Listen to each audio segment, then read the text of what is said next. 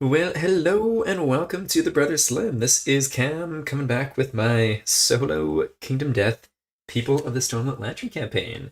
We are, oh bugger, what lantern year is it now? I think lantern year 12, I do believe.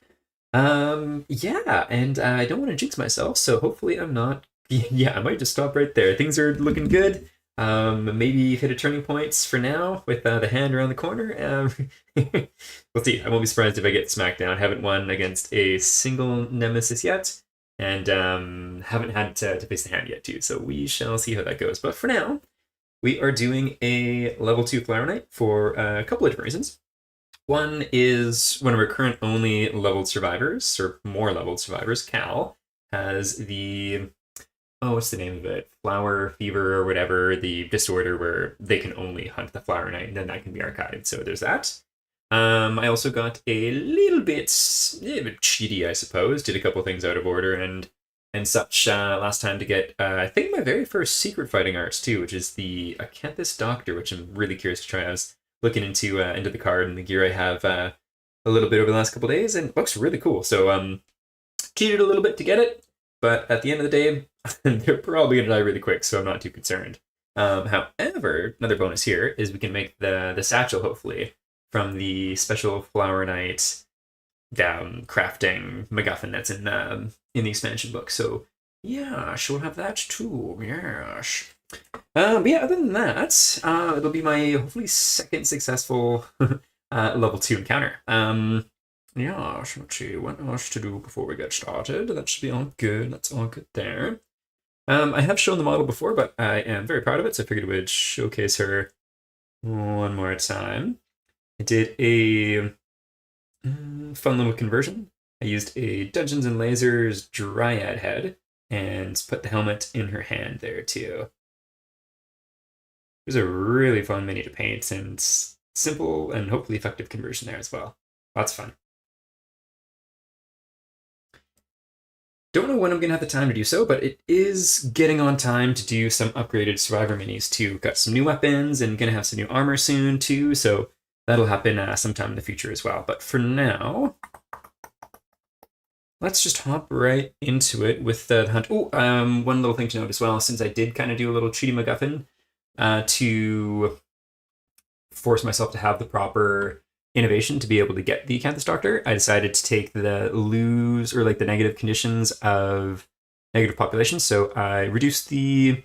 Hey, welcome back, TPG Mike. Thanks, thank you very much. It was a lot of fun. Yeah, so I took the -4 population instead of -2, and I think I can't remember. There might have been something else too, but that was I crafted monster grease because it was something I was meaning to do and I had forgotten on camera, so just went ahead and did that as well. Okay, so because of the party composition is basically the exact same as last time, we got Cal, who's fully kitted out in Screaming Armor with the Kingspear. Then we got Ishone, fully kitted out in Rawhide with the Canaway Axe. We have a new survivor, Stargyle, who is kind of rocking support. And then lastly, we got Avin, who's our Red Savior. Who's a little older than the rest, shall we say. But yes, let's get right into it here with the hunt phase. And first things first too, just because we'll get to this once we get to the actual encounter, but such gorgeous art. Okay, so we'll scoot on up and roll on the table. 59. Oop. Let me get this book out here too.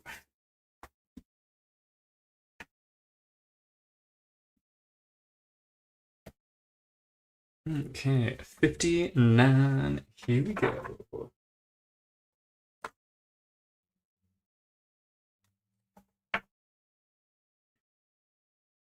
Signs of battle. The survivors come upon the remains of a terrible battle between their quarry and some unknown foe. The event revealer may choose to investigate. If they do, gain a courage and roll 1d10. I mean, I think, heck yeah, let's do it. And so in this case, that is Ishone. Oh, one moment. I've actually got to get these survivors in the app here just listed as departing. Departing. Pattern can't go, but Vin can. Yep. And then we've got Starguile. Ooh. Oh, one sec here. I just gotta do one thing off camera. Oh, no, I think that should be good. Never mind. Cool.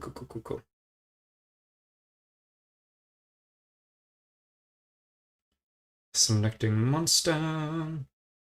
Flower Knight level 2. Departs. Awesome. And Shoni gains a courage.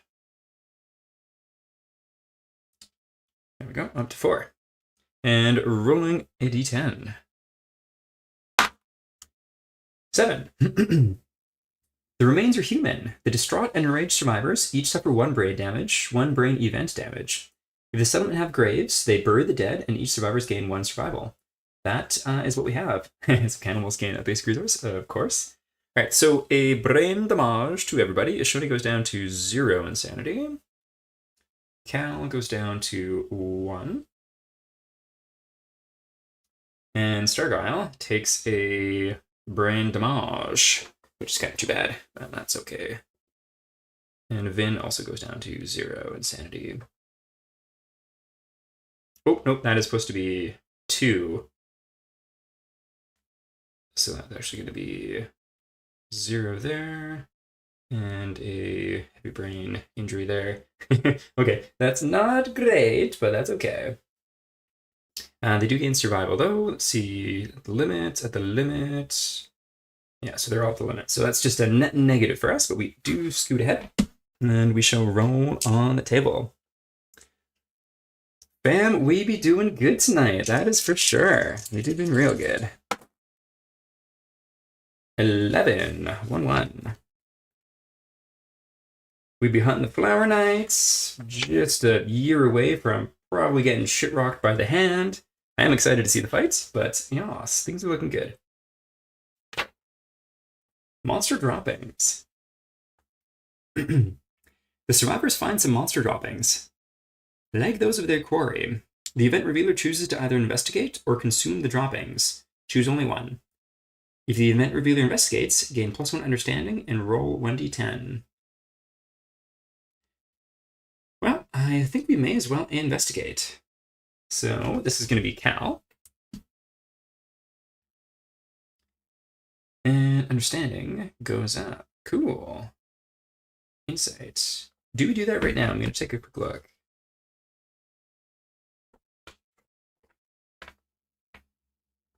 $133.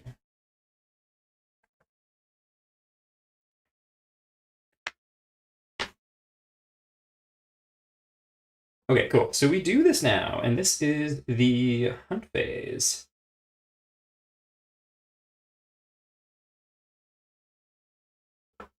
Okay.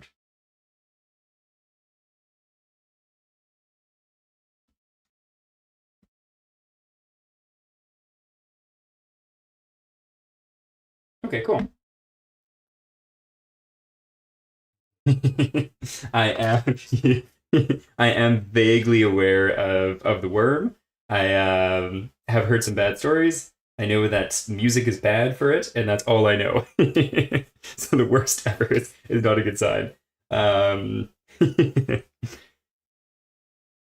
But yes, we haven't encountered it yet. That's for sure. All right, so hunt phase, epiphany, you dream. So I should probably show off the art here too. Insight. Cool. In a single moment, the curtain of the world pulls back. Select the epiphany corresponding to the current game phase. So this is hunt phase epiphany. You dream. Before you, toiling silently, a strange creature with the imprint of a human face sculpts stone faces into the ground. You meet its concave gaze and wake. Gain the following ability and roll on the table up below. Well, that's pretty cool. We gain an ability. Explore. When you roll on an investigate table, add 2 to your results. Well, that's pretty sweet. And let's roll a d10. 5. Gain 3 survival and 3 insanity. I think survival is already topped off, but insanity we shall take. Up to 3. Cool. Alrighty, Roo. Well, back to 11. We shall keep going on that table. Too far. Okay, roll 1d10. 7 once more. Alright, 7 plus. You know these droppings well. You may skip the next hunt space. If this move begins the showdown, the survivors ambush their quarry. Cool. Alright, well, we shall scoot forward. That's pretty awesome. I am a fan of that. Okay, which brings us to, what's her name again? Vin is gonna roll. Getting a 94.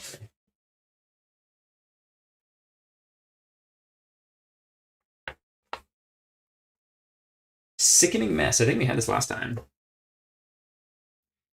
The survivors come upon a patch of badly damaged ground. The stone faces are cracked and debris is strewn everywhere. Piles of toxic-smelling dung and half-digested viscera litter the area.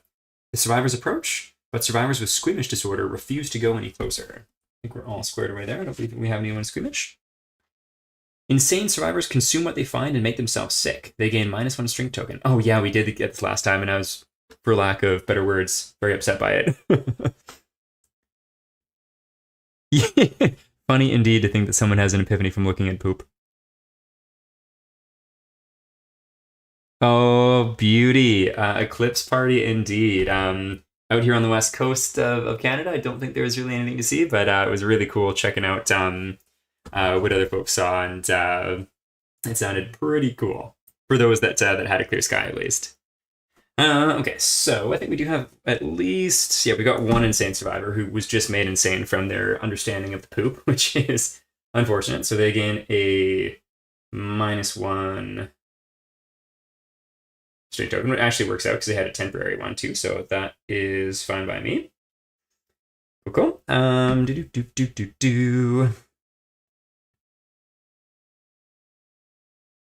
Okay, so sane survivors stop to investigate the mess, of which is everyone else. So we'll start with Shone, rolling just the 1 dice, getting an 8. Heaving, eyes filled with tears, your sickening hunt pays off. Gain a random basic resource and suffer 1 event damage to a random hit location. Ah, not the clearest. Well, hopefully it shone through a little bit, or that darkness shone through.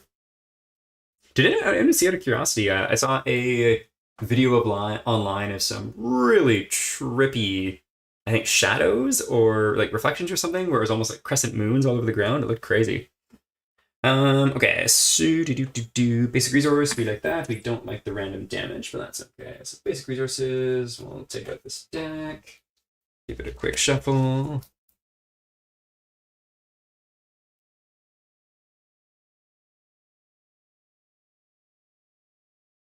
There we go. And what do we get here? A skull. Awesome. We'll put that up there. Just gonna leave that deck out here too. And what was it? 1 event damage. So that's gonna be 2, which is a bummer. And where do we get it?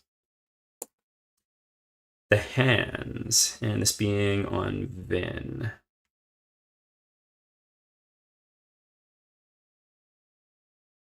Not the best, but not the worst. That is for sure. Alrighty, and oh no, that would have been on Shone. My bad.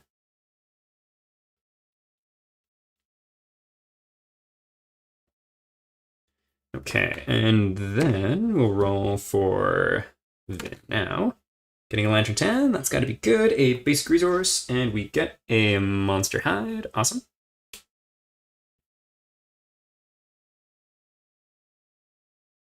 Okay, and it specifically says, yeah, they need to. Oh, plus understanding. Oopsies. What did we get before? I think it was 8. What is Shone's understanding? 2. Nice. So, never mind. That damage is rescinded, and she just gets the item. That's nice.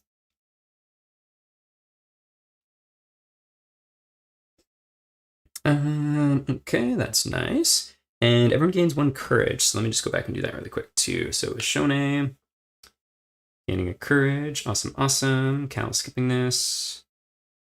Then gaining a courage. Awesome. And then lastly for Starguile. 4. This is going to be great. A little disappointed the old ones didn't rise indeed. Specifically for the fulfillment of the prophecy. Yeah, definitely. Okay, Starguile. Yeah, you've got no stats there because you are. Oh, you got 1 understanding, so that'd be 4. All right, so 1 event damage to the belt. We shall take it to the waist. That is 2 damage and a random resource, which in this case is a broken lantern. Cool, we can use that, sure. Sweet, and also a courage. Boom. Cool, cool, cool. All right, well, we'll scoot forward and we'll do the forest gate. I haven't looked too much into the Cthulhu mythos myself. So cool, and would love to do the some of the Cthulhu related like TTRPGs, or maybe even Death May Die at some point. But I've got very fond memories of a music festival group that we used to always get together every year, and we named our campsite Cthulhu Honolulu. It was a blast.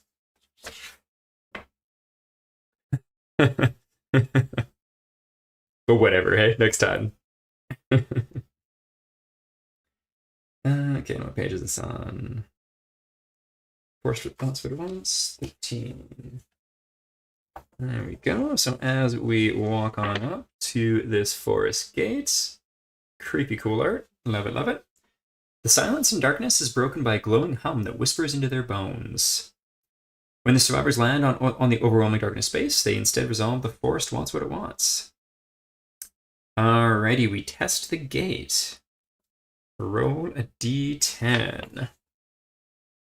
So we'll just do top to bottom. Oh, I guess it's bottom to top as far as they are visible here, but they are top to bottom in my little happy app. So we'll start with Shone, roll a d10. Oh, that's not going to be good. After rolling the test the gate,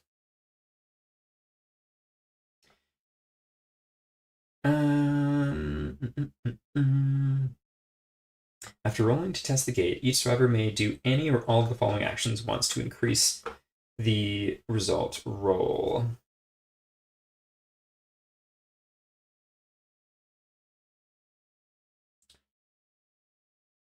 Okay, so I get a 1, meaning that they would need to do. Ugh.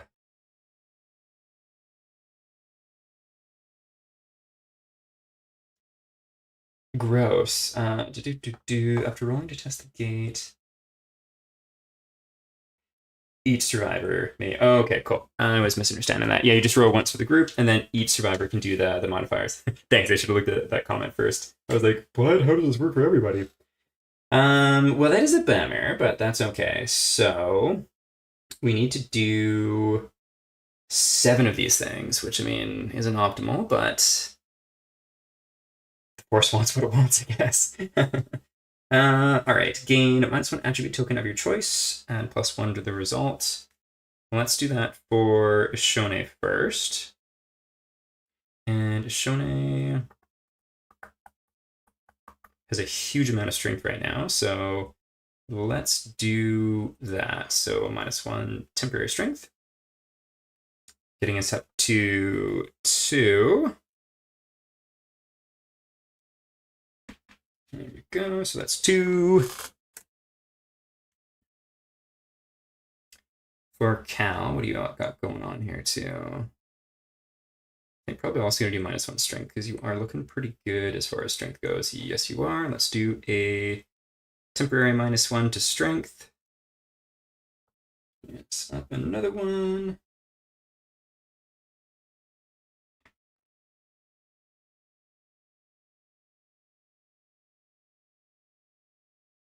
Could give everyone a bleed token, disorder, and a -1 movement and get the 13 result. Interesting.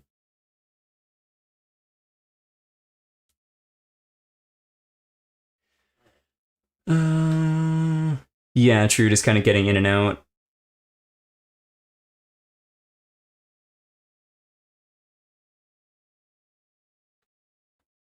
Bleed being the worst for level 2, hey?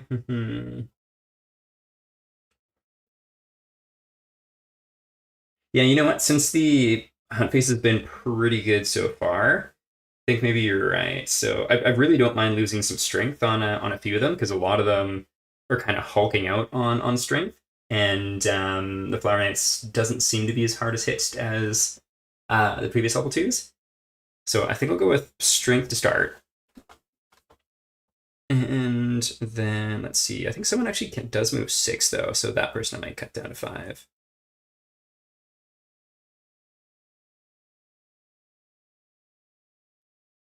Yeah, Starguile. You've got extra luck. That's kind of awesome. You know, let's just dump your accuracy down by 1.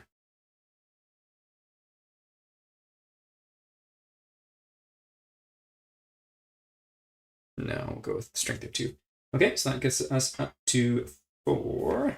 And then lastly here, Vin, you are hulked on strength, so I'm just going to do that there. 2, makes up to 5.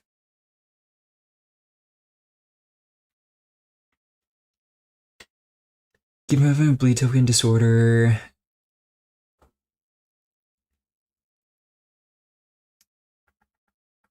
Yeah, don't want to archive the gear. That seems like a bad call. The disorder, I don't want to, but I think it makes sense for sure. And then, I mean, if you're going to get that bleeding anyways, basically, yeah, you're right. May as well do that too. It stinks, but may as well. Okay, so we'll give everyone a bleeding token here also. Luckily, I actually brought bandages for the first time in a fight, so useful there. That is nice. Okay, there we go. That is 4 more. To 9. And then, yes, I guess let's do the random disorder for everybody. Stinks, but that's okay. Haven't had many disorders for these people. Yeah, and I just did strength just once for everybody. Okay, random disorder. Let's have at her. There we go. Honorable. You cannot attack a monster from its blind spot or if it is knocked down. Interesting. So you probably get +4 negative ability. Yeah. Yes, I did. Okay, so there is 1 disorder. I feel like that's not the worst. Cal, you get Fear of the Dark. Oh, you retire. If you gain this disorder during the Hunter Showdown, you put on a brave face until you return to the settlement, vowing to never leave the Lantern Horde again. That stinks. Okay, and then on to Starguile. Monster Panic. Whenever you suffer brain damage from an Intimidate action, suffer 1 additional. Okay, there we go. Yeah, Honorable doesn't seem too bad at all. The retiring this fellow Cal kind of stinks, but that's okay. That is the way it be. Okay, and last one, Hoarder. Whenever you are a returning survivor, archive 1 resource from the showdown and gain +1 courage. All right, that's not bad. Yeah, getting the Fear of the Dark really sucked, but that's okay.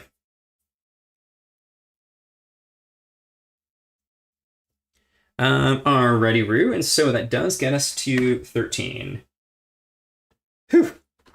And that's a little over half of the hunt phase done. So we'll scoot up here, and this does mean we get to do some gains here also. So Vin, gaining 1d5 insanity. So 2. 1, 2. And then 1 understanding, was it? Yes, 1 understanding. Boom, boom.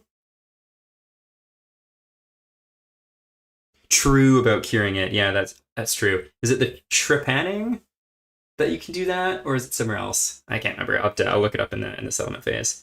Okay, Starguile, you gain a understanding. Boom, boom, boom. And 5. All right, we'll just round that up to 2. 1, 2. Cal, you also gain 2 insanity, going up to 5. And another understanding for you, Sam.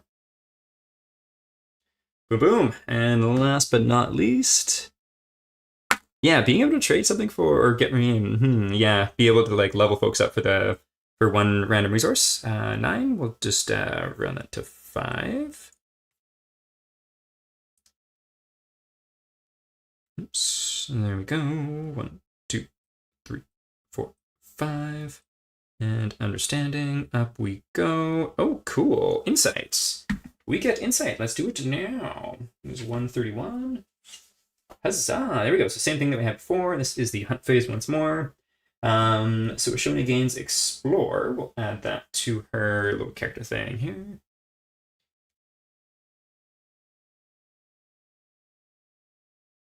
Explore. Very cool. And then roll on a d10. 8. A permanent accuracy. Ooh, very nice. Yeah, Shomi's kind of turned into a one-hit truck hit kind of character, and I'm here for it. Including getting more disorders to have to replace it. Fun. Okay, then yeah, I think that is the trepanning one, isn't it then? Okay, well maybe we can get rid of that one and get Cal back. That would be awesome. Alrighty though, so let's get back to this understanding, and boom. All right, so the forest has gotten what it wants, which in this case has been a pound of flesh. Well, that's okay. So onwards we go. This is going to be, who would that be? Vin. Moving ahead here, and the sudden live. The branches overhead are suddenly live with writhing insects. All at once, thousands of insects begin to sing, filling the air with a vibrating wall of noise. The din brings the survivors to their knees. All non-death survivors suffer one event damage to their head location that ignores armor points. Oh, interesting. If any survivor has 3+ understanding, they may plug their ears with spongy moss and help the others do the same. Otherwise, the overwhelmed survivors suffer one brain event damage and begin the showdown knockdown.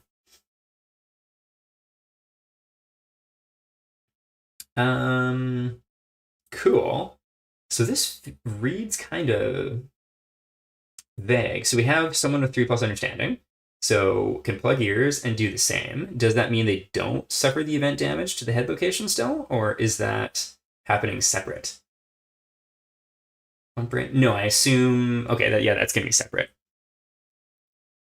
Just by the wording, because it's two different things. It's a 1 event damage to the head location that ignores armor versus 1 brain event damage and begin the showdown knockdown. So yeah, not the best wording, but I think that makes sense. All right, so everyone still has 1 event brain damage to the head location that ignores armor. Which, is what it is. The head location doesn't exactly have a lot of protection, but that's okay. There we go. There we go. And for Vin, there we go as well. Boom. That is that. Yes, that one, not a great one, but also not horrendous. We'll put that back there. And we shall scoot everybody up and have our sport character, Sweet Young Starguile, reveal his card. And what do we get here? Shower. A sudden downpour soaks the survivors. To their horror, the droplets stick to their skin, crawling and burrowing hungrily. All survivors roll on the table. Ugh. All right, so bottom to top here. Let's start off with Shone getting an 8. Viscous hardening. The droplets ooze and gather. Gain +1 to a random hit location. +1 armor. +1 armor to Shone's body. Cool.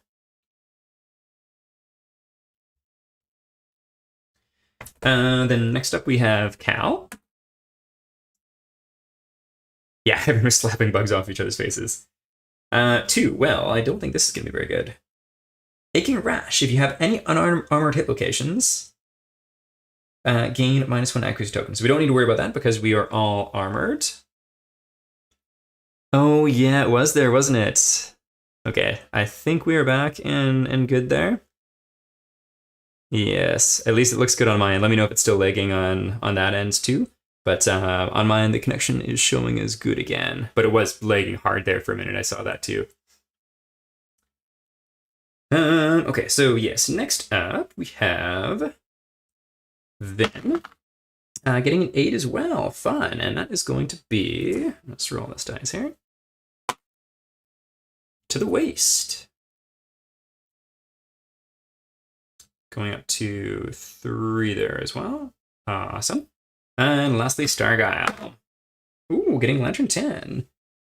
The droplets seep into your skin, leaving an electrifying buzz in your bones. Gain a +1 permanent speed and a +1 permanent accuracy token. Holy moly, Starguile. Okay, +1 to accuracy and +1 speed. Okay, good to know. Sound is current, video just caught up. So hopefully it'll be smooth from here on out. I'm sharing the bandwidth with my wife tonight, so that is probably why. Wow, so yeah, Starguile, brand new survivor. I guess this is kind of how they do scale over time. Now, probably one of my strongest with just straight up +1 accuracy, +1 evasion, +1 luck, +1 speed. Cool, very cool. Well, that could have been a lot worse. I like that a lot. And there we are, and we are able to begin the encounter here. Let me double check. I think it said permanent. Yeah. Permanent speed and permanent accuracy. Oh, that's probably too far away to actually read there. Kingdom Death tables give, and Kingdom Death tables taketh away. But in this case, big give. I'm here for it. All right, I guess I should keep this out for the injury table because I'm sure I'm going to need it. There we go. And took a look at this at the beginning too, but we'll take a quick little peek here.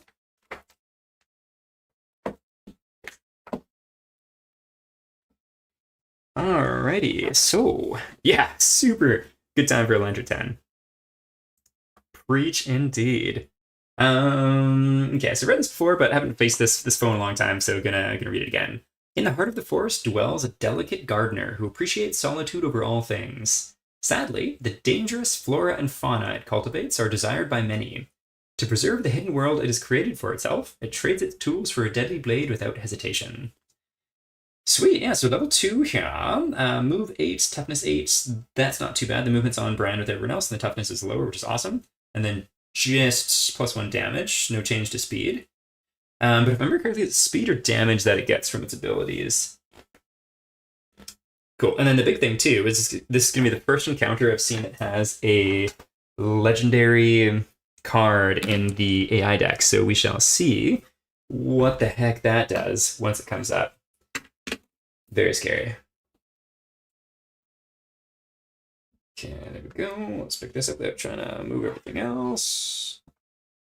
Gorgeous. Gorgeous. There we go. Boom, boom. And so, this kind of gardener you never want to see. Indeed. Alrighty here. So, I don't think I want to have them super crazy spread out. So let's do support there. Ranged person here. I kind of feel like you've turned into the tank, so let's put you here. And then we'll have Ashone here. We got everyone visible. That is nice. Okay, so the traits. We'll start with the new one, Razor Bulbs. Rows of dangerous hooked vines face inwards towards the center of the ring. Whenever a survivor leaves the fairy ring, they gain +1 bleeding token. Extra tough considering that we already have one, but makes me extra glad I brought bandages for the first time ever. I'm sure the legendary card is something like give all survivors a big hug and a kiss. Indeed, as just before they're all pruned. Bloom. Target a random survivor outside the fairy ring, they suddenly vanish, gain +1 luck, and are doomed until the end of the monster turn. Target emerges from a flower, place them standing in the closest free space inside the fairy ring. Turn the monster to face the target. Good thing we got those band-aids indeed. And then set roots, the other kind of key core mechanic of this fight. I messed this one up, and it bit me in the butt the first time I did fight. The survivor has +1 damage token for each survivor in the fairy ring. The flower knight does not allow any terrain to exist inside the ring. If a terrain tile would move into the fairy ring, it stops short of its border. If a terrain tile would be placed inside the fairy ring, nothing happens. Cool, cool, cool. So I shall try and remember all these. And we do also have, I don't think it'll be that useful for this fight, but because we got the Flower Knight badge. While survivors are standing in this formation, the survivor in the magenta positions gains +2 speed and +2 strength. Yeah, I don't think that'll be useful, especially considering, who knows? It's there, and it's a benefit if it comes into play. Okay, so we got that. Well, let's do this thing. Let us do this thing. And first card, continuation. Excuse me. Pick target, closest survivor in the fairy ring. No target, germinate. Yeah, lance formation seems underwhelming. Germinates. Scattered pollen flows back to the fairy ring. Place the flower knight in the center of the showdown board. Remove a +1 luck token from all survivors. So none of them have +1 luck tokens, so that is okay. And then after that,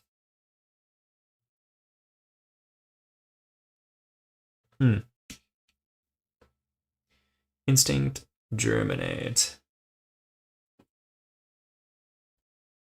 Okay, then in that case, I guess it doesn't do perform this card again, choosing a new target. Repeat this until the Flower Knight has. Okay, well, yeah, that's just going to be the same thing. So we're just going to end that one there because it would just germinate 4 times, which wouldn't have any effect. I guess we'll put that down. Yeah, so no one got yeeted and blossomed that turn. And now it's our turn. So I am trying to farm for resources to craft up as much stuff as possible. So I think I'm going to loot those 2 flowers to start. And don't do any more card. No, yeah, I don't think so, because you perform the card again, and it's just kind of whatever, because it's just doing germinate. So that is it. All right, well, let us loot the flowers here. Oh, maybe I should have had... Oh, yeah, we haven't gone yet. I'm just going to do a quick little retcon here. Sweet. There we go. If you ever hit the no targets, basic just stop reading the card. Oh, gotcha. Cool. Good to know. Thank you. That'll save my bacon for the future for sure. Because I was like, oh damn, that actually seems pretty violent. Okay, cool. So first things first, gonna loot these flowers. Gonna go with Cal first here. Rolling on the flower patch table. Where is the boss battle music? Indeed. I've got we get to add 2 to this. Which is nice. A glorious bloom, gain a +1 luck token, and a random flower resource. This is Cal gaining a +1 luck, so we'll just add that as a temporary luck. Cool. Boss music. I've got 2 custom tailored, although they're private, Spotify playlists for my D&D group. One, boss battle music is a whole bunch of kind of heavy metal and mix of like heavy industrial techno from various mostly video games and such, which is just so much fun. And then the more kind of generic battle music too. Don't have any licensed music though, although I could look into some maybe, and that could be fun too. Okay, so a glorious bloom, +1 luck, and a random flower resource. Where did that flower deck get to? Here we go. It's already all shuffled. Warbling Bloom. Oh, amazing. That face is just amazing. Perishable. You can plant this during the settlement phase to archive it and gain +1 population. The survivor is born with a flower addiction disorder, and the face is just like the Warbling Bloom. Beautiful. So I'll stick that up there. Very cool. And that is gone. And then same thing for Stargile here. We'll go ahead and roll on the table. So looking for just a 2+. 3 we shall take, so she gets a +1 luck. 2, so temporary luck. And another random flower resource. Lantern Bud. Flower scrap. You may consume and archive this during the settlement phase to gain 3 endeavors. Hit the next hunt and gain the flower addiction disorder. That's still pretty cool. Very cool. All right, so that is Flowers Gone. A face only a gardener could love indeed. I love it very much. Okay, yeah, I gotta say, with the specifically the boss playlist, all the players just know when it's on, and it was always a lot of fun to throw at them, that's for sure. Okay, so that's that done. I like it a lot, in which case... Let's see. I think I'm probably going to go with... Let's go with Vin first here. Checking out her loadout. And kick things off with the Catgut Bow. So it'll be a 6+ to hit. Yeah, ooh, the bud baby. Perfect. So we do hit, and we are connecting with Writhing flora. Impervious. Twisting blossoms and vines sail through the air, falling harmlessly at the flower knight's feet. Okay, so we can critical wounds, but we just can't do any damage. And let's see, does she have any luck tokens? Let's see, what is that?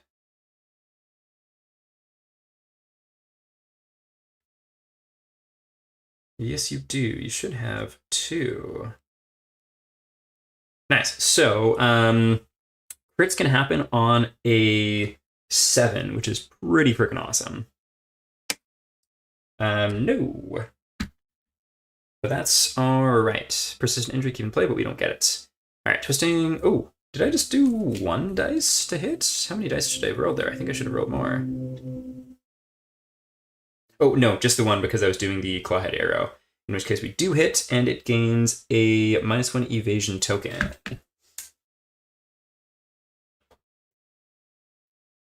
Just making it a little easier to hit, which is nice. Okay, so we shall discard Writhing Flora, put that there. And that's going to bring us to Ishone. All right, do I want to go in and bump up? Let's see what's going on here.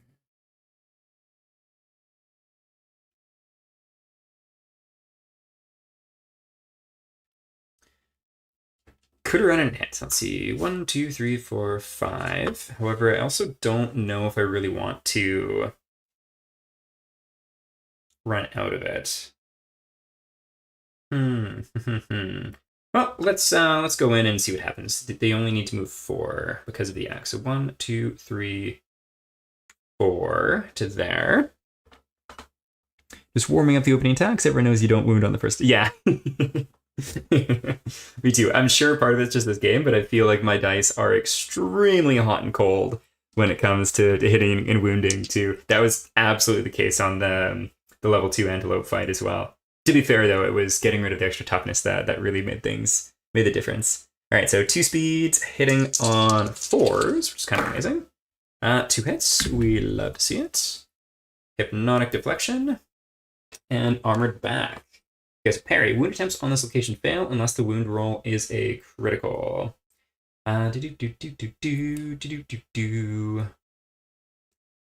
Well, let's say we are feeling lucky and see if we can go for that crit. And we got 5 strengths, try to remember that. Do you have any luck tokens? Yes, you do. And I don't think there's anything on, yeah, nothing there. What's that? 1 moment. Yeah, that's on a perfect hit. All right, so we can't actually wound unless it's critical. So in this case, it's going to be a 9 because we do have 1 luck. No, we do not. So response failure, turn the Flower Knights to face the attacker. They gain +2 insanity. That we shall do, going up to 7 insanity. And then armored back. So we only need a, what do we need on the dice here? Like a 3, I think. It's kind of amazing. All right, so we definitely wound on a 5, which is nice. So we shall get our first wound in the bucket. Wound bucket. Be good chaos little cover song there. Alrighty, and then I think they're gonna stay in there for now because there's only 1 person in there, and they're going to get a bleed token if they come out. So we shall keep them in there for now, and that is going to end our turn. Yeah, slow and easy to start. We shall ease into it and see what happens. Bladed Kick. If there are no threats in the fairy ring, perform Bloom. However, there is a threat. First blood, baby! Yes. Oh, it looks like it's lagging again there. Yeah, it's definitely lagging pretty hard. I bet it's going to glitch and hopefully catch up pretty soon. It's still showing that I've got a good connection, but... yeah. Ah well, just not the greatest connection tonight. Closest threat facing in the fairy ring, done deal. That is Ishone. So move and attack target. Boom, boom. So 2 speeds, 2+ accuracy. However, it's actually going to be 5+ because of evasion. And 2 speed. 2 misses. Ooh, we love to see that. Awesome. Thanks, mate. 2 misses. That's fantastic. Love it. Okay, so put that there. And is there anything that I'm forgetting? I think we're all set as far as the traits. Cool. Very cool. Well, back to our turn. Dang. So I was kind of hoping to do the charge thing, but that's all right. I guess I don't need to this turn. I think what I'm going to do is try and do like a bit of a cycle. So let's attack with... One moment. I just want to check out Stargyle's kit for a sec. So loadout, Rawhide. We have the top 2 AI cards, place them on top of the AI deck. I feel that would be useful. And then you got the Catgut Bow. Or get rid of a bleed token early, because I think that's up to 2, so may as well not do that yet. Does the knight get +1 speed for being level 2? I'll double check, but I don't think so. Yeah, just +1 damage. Which I was kind of surprised by, because the other ones have gotten +1 speed ends and +1 damage. Okay, let's see what's happening. We'll do the Rawhide headband and take a look here. So we have Invitation and Glissade coming up next. So Interfering, Germinate, stomps his foot and shrieks frightfully, brain damage. Okay. Gains +2 damage and -2 toughness tokens until the end of the round. That's kind of scary. Let's go with that one on top. We'll go with the scary one. One thing I remember reading about this fight too is that it's a little easier than some of the other ones, so that could be part of it too. Okay, so I am going to attack first. So counterweight X, 2 dice, hitting on, I do believe, 5. So I'm just going to double check though. 4 is actually because of the cat thing. However, 2s is not going to cut it. So Whippy Whippington, which is too bad. And then, do I want to cycle him out already, going up to 2? Let's do it. I got an idea. So 1, 2, 3, 4, 5. Going back to there.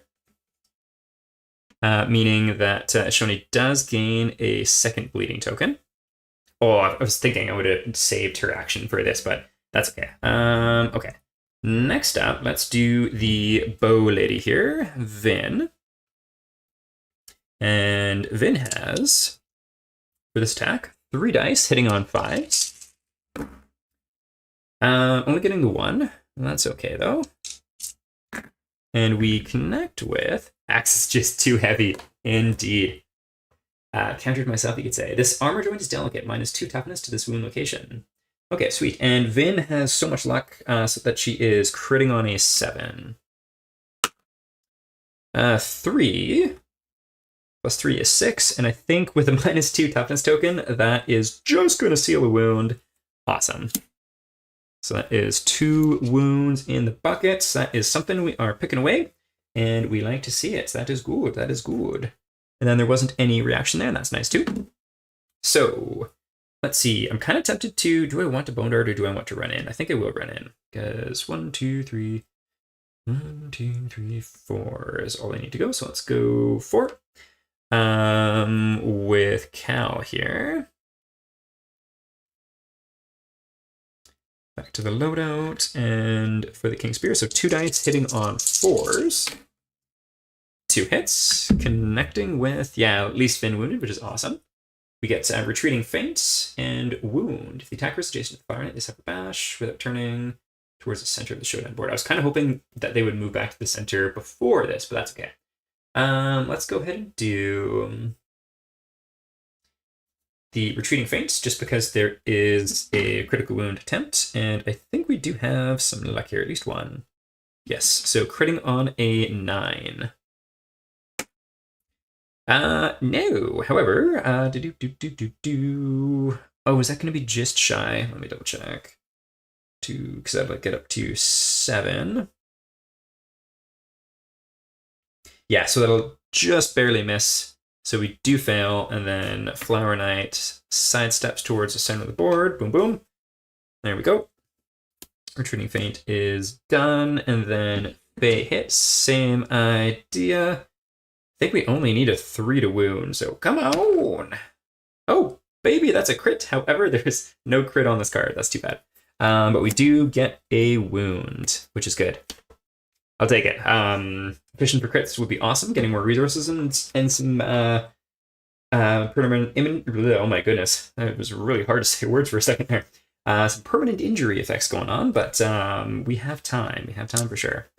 Okay, so that is going to be the end of our turn. Quick drink of water here as we draw the next AI card. Oh, thank you. I had definitely forgotten that. That a parry only wounds on a crit. Okay, Pummel Punch. Get that in focus. If there are no threats in the fairy ring before Bloom, we got one. So closest threat in the fairy ring. Done deal. Yep. So 1 speed, accuracy is. I think you've got. Do you have a evasion? No, you don't. So is just going to be hitting on 2+. Oh my goodness. A natural 1, so misses. Amazing. Amazing. Yeah, and so we don't need to worry about the Headhunter. That is nice, because I was probably going to spend a survival on that.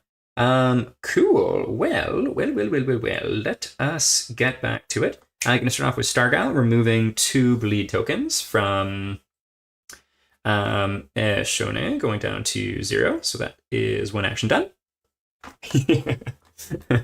I feel like I get way, like, obviously there's more player actions than monster actions in a way, but I feel like I get all of the nat ones on the survivors, so that is sweet just desserts for the monster. Okay, so let us see. How do I want to do this? Let us start with. Let's start with Cal, just because he's in there. So it's gonna be 2 dice hitting on 4s. That'll be 1 hit. Flounder Knight, indeed. Amazing. All right, retreating feint. Cool. So once again, critting on a 9, and that would also be the only way to do a wound. Karma dice, here we go. Oh, and there's just out of camera, but that is a crit fail for myself. Alas. Okay, so we got that there, but that's okay. And then I am going to GT. Ooh, do I want to? One moment here. 1, 2, 3, 4, 5. Yeah, that'll do. So you can get out here. Go 1, 2, 3, 4, just to the edge there. And then we're going to go ahead and go with Shone here, going 1, 2, 3, 4, 5. I am loving these reach weapons. And Shone right now does have 2 speed with the counterweight axe, which is awesome. So 2 hits, or 2 attacks, hitting on 4s. 7 salty sailors we shall take, and we get the glowing eyes. On a wound, okay, suffer in the facing, so that would be everybody. You know what, I wouldn't mind if we don't wound with this one, but I feel like we got a bunch of insanity right now too. Wait, it's hiding. Who knows what that die result was? Yeah, indeed. The crouching tiger, hidden ones. Okay, so yeah, this wouldn't be terrible if we do wound and get it anyways, but I also wouldn't really mind if we don't here either. However, there's so much strength on this, we're probably going to wound. So adding 5 for the results. 2, oh, that's only going to be 7. We do miss, so you know what? That's okay. We'll take that miss. So yeah, literally hitting on 3s and up with the Shone, that is pretty bonkers in comparison to all the characters I've had so far. All right, that's going to bring us to Vin, who's got the Vespertine bow. So 3 dice hitting on 5s. 2 hits. And we are connecting with the breastplate and the delicate knee joint. I feel like the trap's going to be coming up pretty soon. We have gone about halfway through the deck, so we shall see where it's at. All right, so wound. Eyes beam strangely. Attack gains courage and is knocked down unless they spend 1 survival. Well, let's do delicate knee joint first because it's the easier option. And we do have 3 strength and we have 3 luck, so we crit on a 7. We critical. Fantastic. Survivor's footwork is ruined. Making sure to add to the wound stack. Calculated critical, shall we say. Yes. Yeah, I haven't been forgetting that. Well, I hope I haven't. The -1 evasion is on the to hit rolls, correct? Rather than the wound rolls. All survivors gain +1 survival. If the survivor is outside the fairy ring, it gains -1 speed. Cool, thank you. I appreciate it because critical baby. Great example is the first time fighting the Flower Knight. I read the bloom, the set roots trait, and immediately forgot it and was like, how does this fight work? Okay, so everyone gains survival. I think everyone's topped out at 5, so that's not going to be pertinent right now. Still cool, though. Yeah, so everyone does have 5. And that is it. Still cool, though. We love criticals. All right, Fey Breastplate. Let's do it to it. So we crit on a 7 once again. Let's fish for it. Just shy of a crit. However, that will be a hit. All right, so wounds. The Flower Knight's eyes beam strangely. Attacker gains +1 courage. Let's do that. So Vin gaining a courage and is knocked down unless they spend a survival. We'll go ahead and spend that survival and getting it back on a 6. Getting it back, lovely. Yeah. Yeah, we've got the... What do we got there? 4. Yeah, the 4 wounds are in place, which is good. And then we'll add the 5th one here from the Fey Breastplate. Boom. Okay, sweet. Or not from the... Yeah, from the words. Words hard. Fey Breastplate is the crit there. Okay, cool. Well, this is going crazy, crazy smooth. Famous last words, I feel, with this game. Alrighty, Roo. And that's going to be the end of this turn. So, bringing us back to its go. Glissade. Closest threat facing in range. Done deal. Monster stomps its foot and shrieks. Target suffers 1 brain damage. Okay, and this is on Shone, who I think is, yep, you are all squared away there. Insanity going down to 6. Oh, it's going so well. Move and attack. 3 speed, 2 accuracy, then damage is equaling 2, because +1 for being level 2, and +1 for 1 person being in here. Okay, so 3 speed. Hitting on... Shone has 3 evasion, so this is hitting on 5. That's pretty good odds, right? All right, so 2 hits. Nice. And connecting with the dome piece and the hands. Okay, and so this would be 2 damage. I think I'm going to ignore spending a survival on the head one, getting it back on a 6. Yes, getting it back. So we're going to ignore that one. And then the hands take 2 damage. Going down to 0 armor.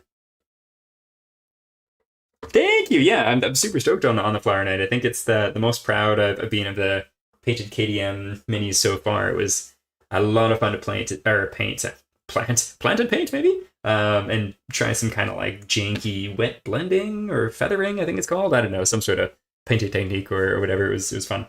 Okay, cool. And then full move toward the center of the showdown board. Done deal. Cool. Nice. So these basic cards, pretty easy. Oh yeah, thank you. And then it would have moved. Yeah, it would have gone whoop, and then it would have gone back there. I'm getting too comfortable with my reach weapons. Okay, so back to our turn. You are going to scoot over this way and use your action to get rid of Cal's bleeding tokens, which would have been 2, now down to 0. Hey man, like, gotta start somewhere, that's for sure. Like, painting's a lot of fun, but like, I've always got this funny mix where, like, to do it really good, you gotta spend such a freaking crazy, inordinate amount of time. And just being happy with something that's painted on the table, like, when you're playing with it, it does not need to look amazing to look really, really cool. That's for sure. And heck, gray plastic is totally fine too, but just like that couple coats of paint make a huge difference. Okay, so that is 1 turn. And then let's do the counterweight axe again, because I'm loving the counterweight axe. And I will say too, I definitely got really into painting for a couple of years. Oh god, no, like 5 years ago. I had a lot of days free and I did a lot of painting. So I'm not nearly as good as I used to be, but that binge 6 months or whatever it was definitely helped. All right, so 2 dice hitting on 4s, I believe. 4s or 5s. Either way, that's going to be 2 hits. And, oh, yes, what do we connect with? Fey Breaches and Fey Sabatons. Nothing wrong with gray plastic. Represent that sheen. And honestly, like, these minis are so detailed as far as board game ones go that, like, they still look freaking great. Yeah, 100%. Me too.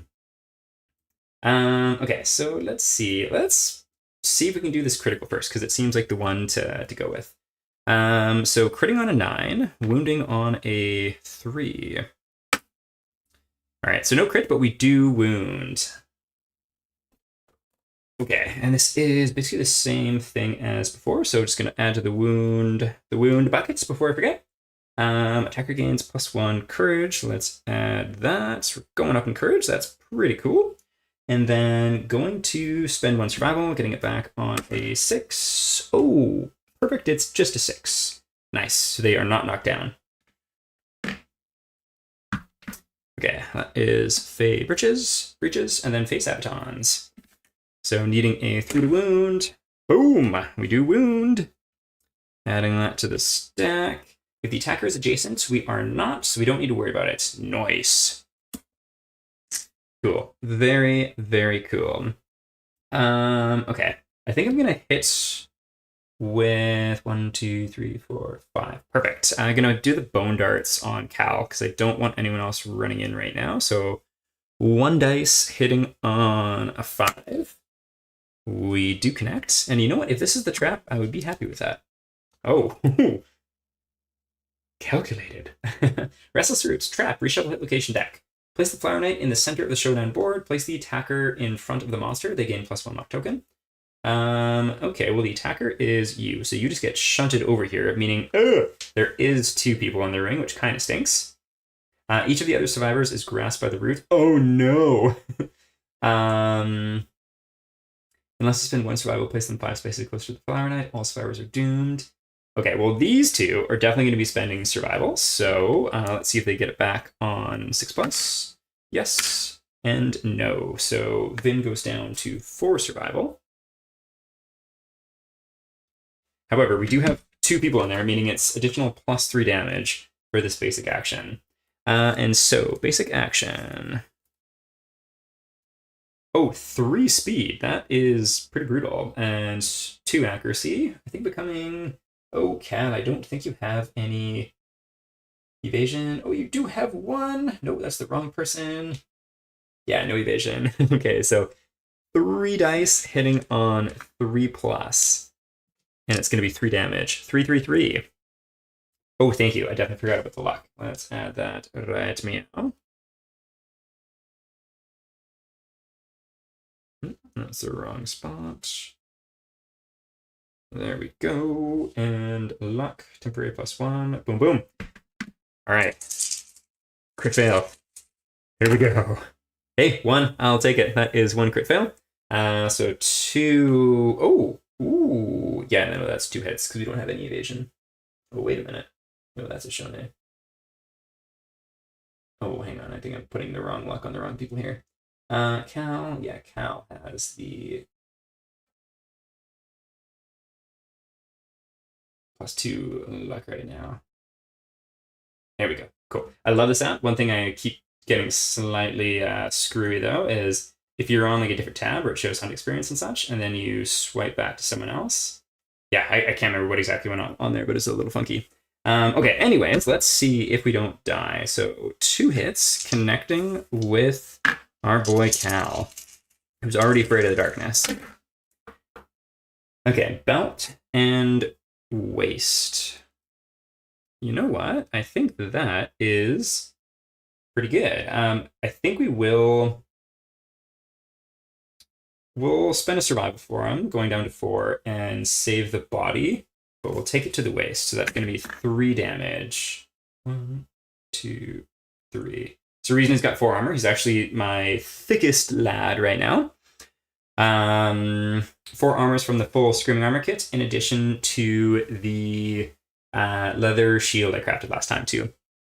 Oh man, super! Yeah, definitely recommend checking out the app. I saw someone using it for their stream. Like I think they had it up on their computer, and so it was like a little bit more like large and visible, and it lags like a little bit here and there. But especially for just doing this on my own and trying to be, oh, he is doomed. Thank you for the reminder. He can't spend that survival. So then he takes that to, I forgot, trap, gonna trap.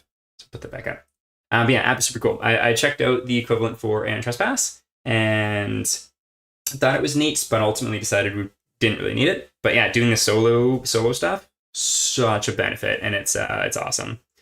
Yeah, the guy that made it, like, and I'm definitely not an expert on apps or anything, but I think he's done a phenomenal job on both for sure. Specifically for like if you're having to track a lot more stuff than like with the full play group. And while I am super keen on old raggedy D&D character sheets that are covered in food stains and pencil eraser holes, this is a nice change. Okay, so yeah, Cal took some big hits, but not horrendous. Not horrendous with the extra armor there. Okay, so shuffling the hit location deck. Let's do that. I think I'm getting a little bit better at this cheeky little side shuffle that someone showed me with the sleeve cards. And I like it. I like it a lot. Probably just looks like a mess on camera, but that's okay.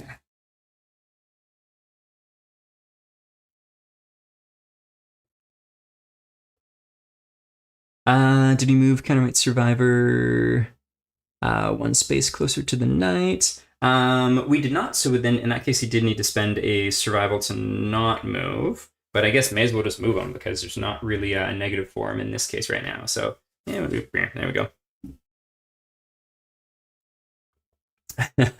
Oh man, I feel that on the stained character sheets for sure too. The very first D&D campaign I was ever in, my character sheet kind of turned into a quasi plate because it was just back at like a bit of a ghetto party house at the time, and we were just very keen on the game and would snack all the time too.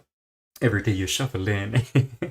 And I ended up rolling a new character at like level 12 or so and was like so excited to have a nice, clean, pristine character sheet and a whole bunch of takeout leaked out of the bag on the way to the session. And before the first session, my brand new character sheet was covered in sauce.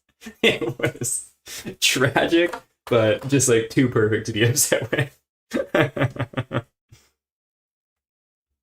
Okay, so trap done, shuffled up, we're good there. So let's do this.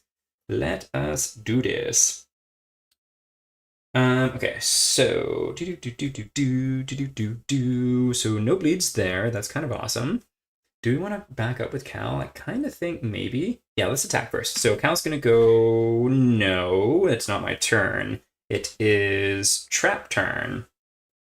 Cal's going to use his movement now because he can continue his turn to GTF back out to there. Oh man, I think it was like some greasy grocery store like Chinese food, and I'm pretty sure it was like ginger beef sauce or something. So Flavor Flav for sure. And never apologize for the puns. I'm all about them.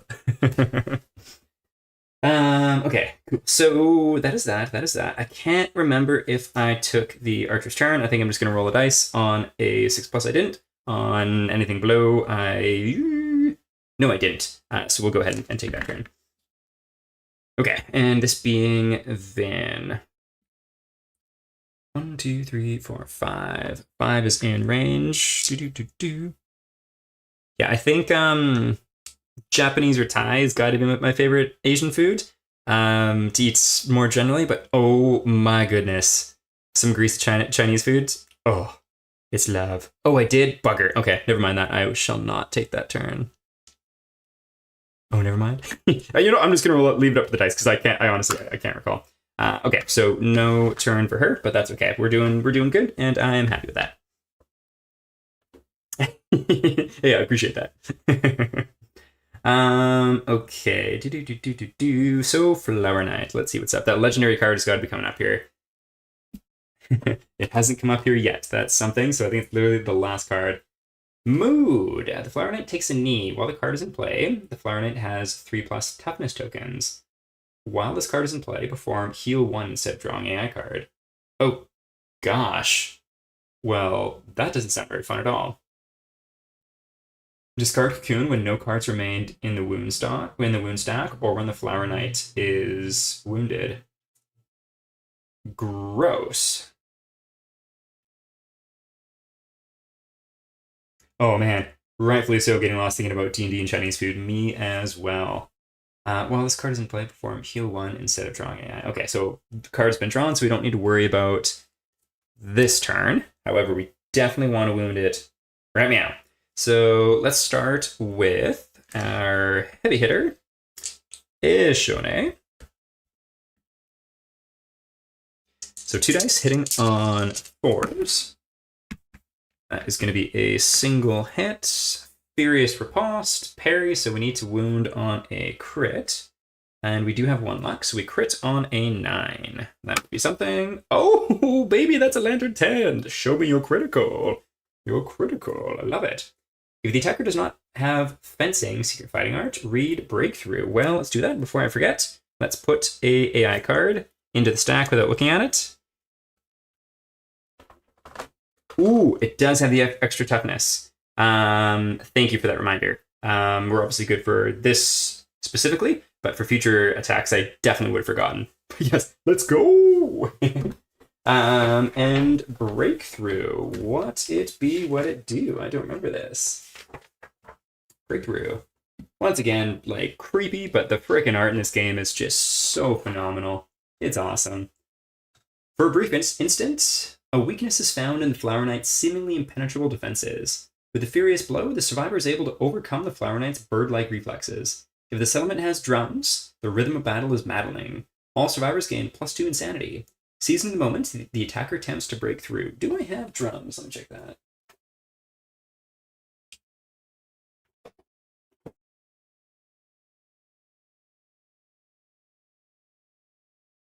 Yes. Oh yeah, true. Now it is gone. And I do not have drums.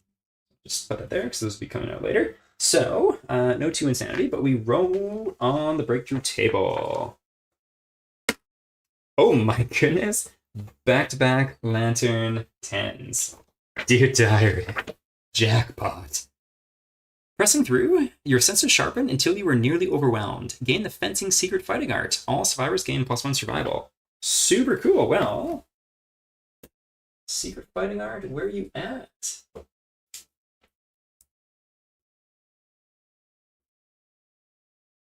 Fencing. There we go.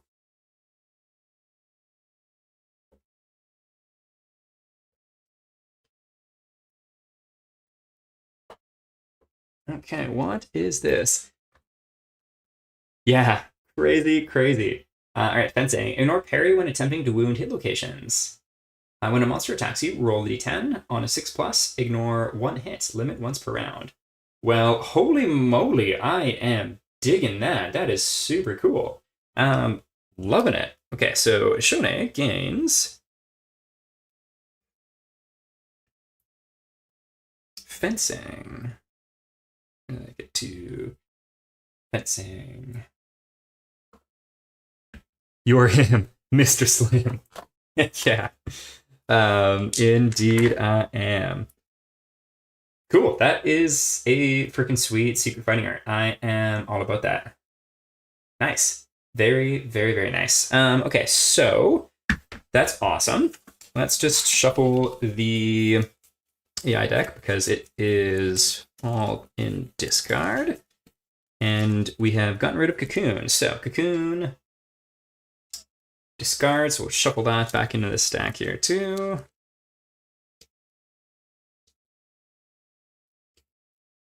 Then I think everyone already has 5 survival, so I'm not too concerned about. That's 5, 5, 5. And I think also 5. Oh, no, so you can go back up, Vin. You go back up to 5. Awesome. Well, breakthrough indeed with a great success. That was freaking cool. Awesome. Yeah, like that very, very much. Okay, so with that in mind, let us see. How do we want to do this? And that was the first attack. We have so many more things to go this turn. That is awesome. I think. Oh, you know what? Let's do the switch because yeah, this has been working really well. So let's get you out of here. Go 1, 2, 3, 4, 5. You gain a bleeding token, and then we're gonna have Cal use his movement to what's it called on the loadout to slam.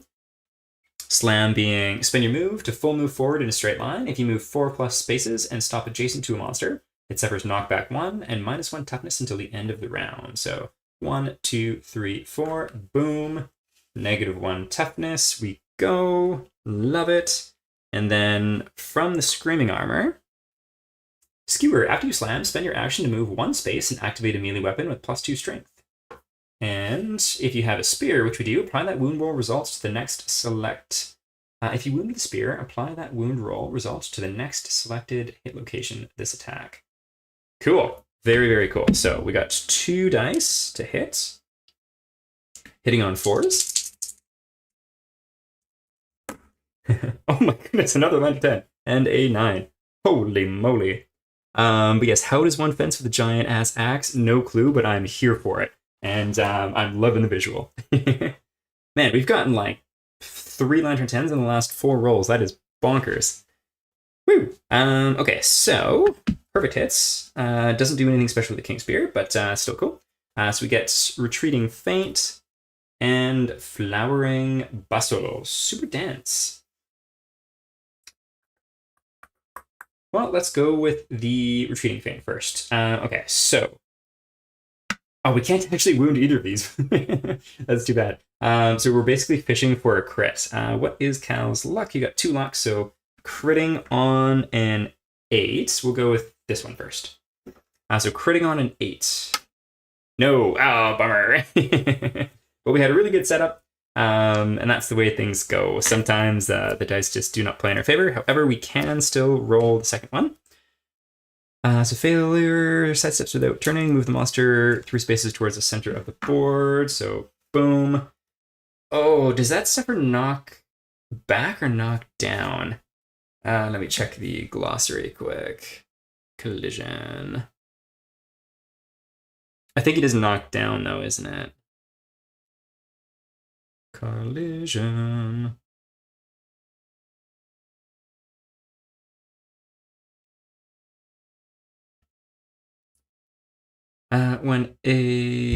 Yeah, they are knocked down, so boom, that's too bad. Yeah, so displaced and knocked down. Knockback 5. Oh yeah, that's getting mixed up with ATO. So it would be 1, 2, no, that would just be, so that would have been 1, 2, 3, 4, 5. Oh yeah, because the displacement, that's why. Cool. Yeah, I feel like I say this with ATO all the time. Playing bi-weekly, I think just suits the schedule really well, but it's definitely not conducive to remembering all the rules. Yeah, maybe I should have, but that's okay. Oh yeah, if I was thinking, I definitely should have. I should have read better. I totally forgot about the move, and that would have been the smart play. But I was too hopped up on trying to do the ram horns. And a bleed token. Yeah, ouch. Yeah, Cal went in hard for a big cool turn, thinking it was going to be bleating awesome, and instead he came out bleeding, alas. Okay, so you already came out, so you can't go. However, we do have some other people. Let's do Stargyle. You haven't actually attacked, so let's go ahead and do our first attack with Stargyle. Which is going to be 3 dice with a catgut bow hitting on 5s. Oh man, not annoying in the chat at all. I am freaking here for it and loving it. Okay, so we get 1 hits with Stargyle. And on the glowing eyes. Okay, so let us see. How much luck do you have? You have 2 luck, so we're critting on an 8, but there isn't a crit here anyways. Oh my goodness, but we get a Lantern 10 anyways. Yeah, our dice are, generally speaking, on fire right now. Awesome. So another AI card bites it. The Flower Knight shrieks, its eyes strobe unnameable colors. All survivors and the monster is facing, which is everybody, suffer monster level brain damage. Yeah, still have Cat Bow and then one other. So let's do the brain event damage for everybody here. Okay, so Shoni goes down to, come on, 4 insanity. Cal's going down to 3, just still on the cusp of insane. Oops. Stargile goes down to 0, luckily, and then, oops. Oopsies. Same with Vin, also going down to 0. Okay, and then Vin is going to shoot with the Vespertine bows. 3 dice, hitting on 5s. Oh, baby. Very nice, very nice. And yeah, that is going to be 3 hits. We get the Fey Breeches, Fey Helm Wings, and Delicate Shoulder Joints. Okay, so critical effect here, resource, and okay, that one sounds like a good one to go first. If attackers any stinky gear, they gain the priority target token. Let's do this one last. There we go. So we crit on a 7. No, but we do just wound on an 8, which is nice. Oh yeah, especially with the minus toughness, we definitely wound. So we'll put that there. Get rid of another AI card. That side shuffle paying off indeed. All right, Fey Helm Wings. I think this is the first time we've seen this one. So no matter what, if they're stinky, which I don't think. Oh yeah, you do have some stinky gear. Stinky Vin. Okay, so we're critting on a 7. Let's see if we can do it. Oh, alas, a 6 is going to be just shy, but it is enough to wound, which is nice. We'll put that in the wound stack. Reflex. Fire Knight slowly cranes its neck towards the attacker. Very, very ominous.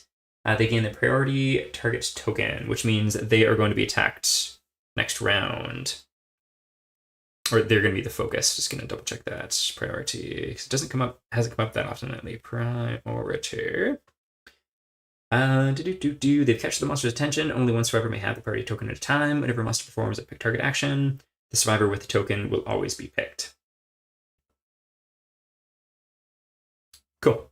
Very cool. Yeah, come on, dice. The person who can crit so easily is not critting right now. However, we have one last chance with the Fey Breeches.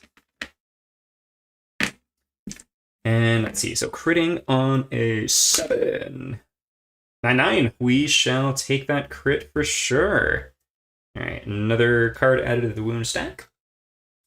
Critical wound. The delicate iridescent fabric is destroyed. Attacker gains +1 luck token and one flounders resource. Flower resource. Osseous Bloom. Get that in focus. Once again, this art is so cool. Perishable. You may consume and archive this during the showdown to remove all your bleeding and negative attribute tokens and gain the Flower Addiction disorder. Cool. So we'll add that over there. We love to see it. And then also gaining a luck. A luck token.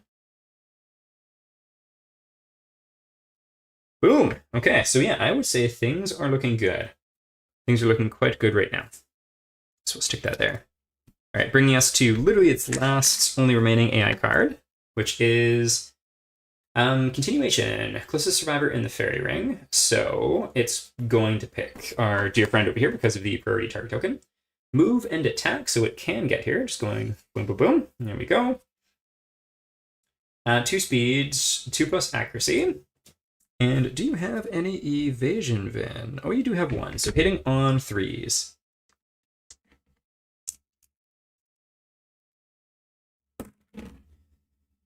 Right, that is going to be 2 hits. After attack, bleed 1. And this is 0 damage, funny enough. But we do get the bleed effect. 0 damage. Oh, no, 1 damage. 1 damage because of it being level 2. But no other damage because no one else is in the fairy ring. Okay, so this is so 2 hits doing 1 damage. We get it to the hands and the boot. We shall take it. 1 and 1.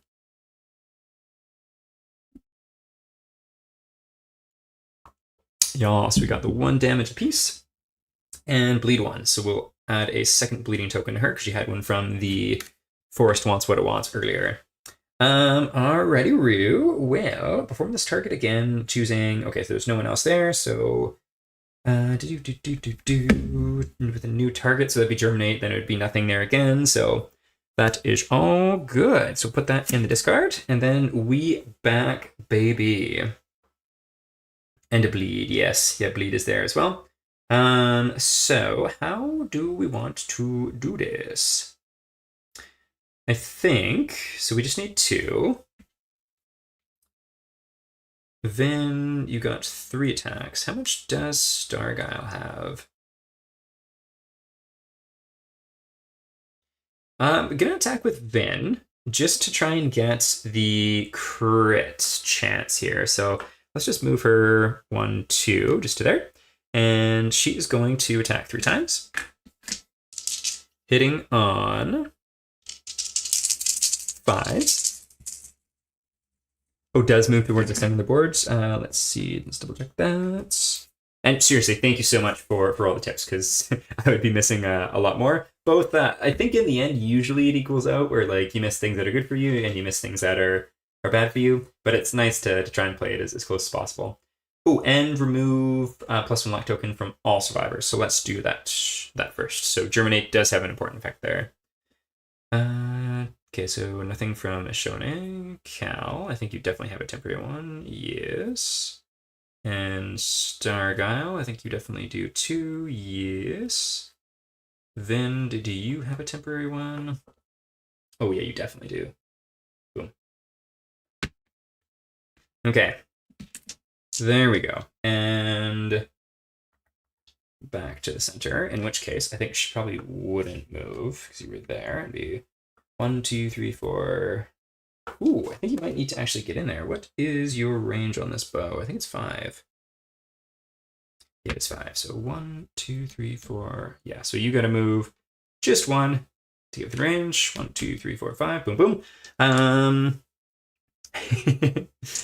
Not too chatty at all. If there was like a 5, or let's be real here, 3 or 4 other people being really chatty too, I probably wouldn't be able to keep up. But that is all gravy, and it's fun being engaged by chat for sure. Also appreciate folks who just like tuning in and cruising in the background too, but nice having some chat as well. All right, so 3 dice hitting on 5s. Alas, we only get 1 hit. That is too bad. That is too bad. But 1 hit is still something. So let's see what we connect with. Retreating Feint, parry. So we are going to wound on a 7. I was misplaying it before. I should have been wounding or critting on a 6 because there was an extra luck token. But now it'll be critting on a 7. Nice. So we do critical wound. Awesome. And they do not have fencing, so we'll read breakthrough. We'll get rid of continuation into the wound stack. Fantastic. And let's do breakthrough again. Again, beautiful, cool, trippy art with eyeball stalk plants. And let's roll through. Roll for the table, getting a 7. Flower Knight chirps and stumbles. Its armor subtly shifting colors. Gain a luck token.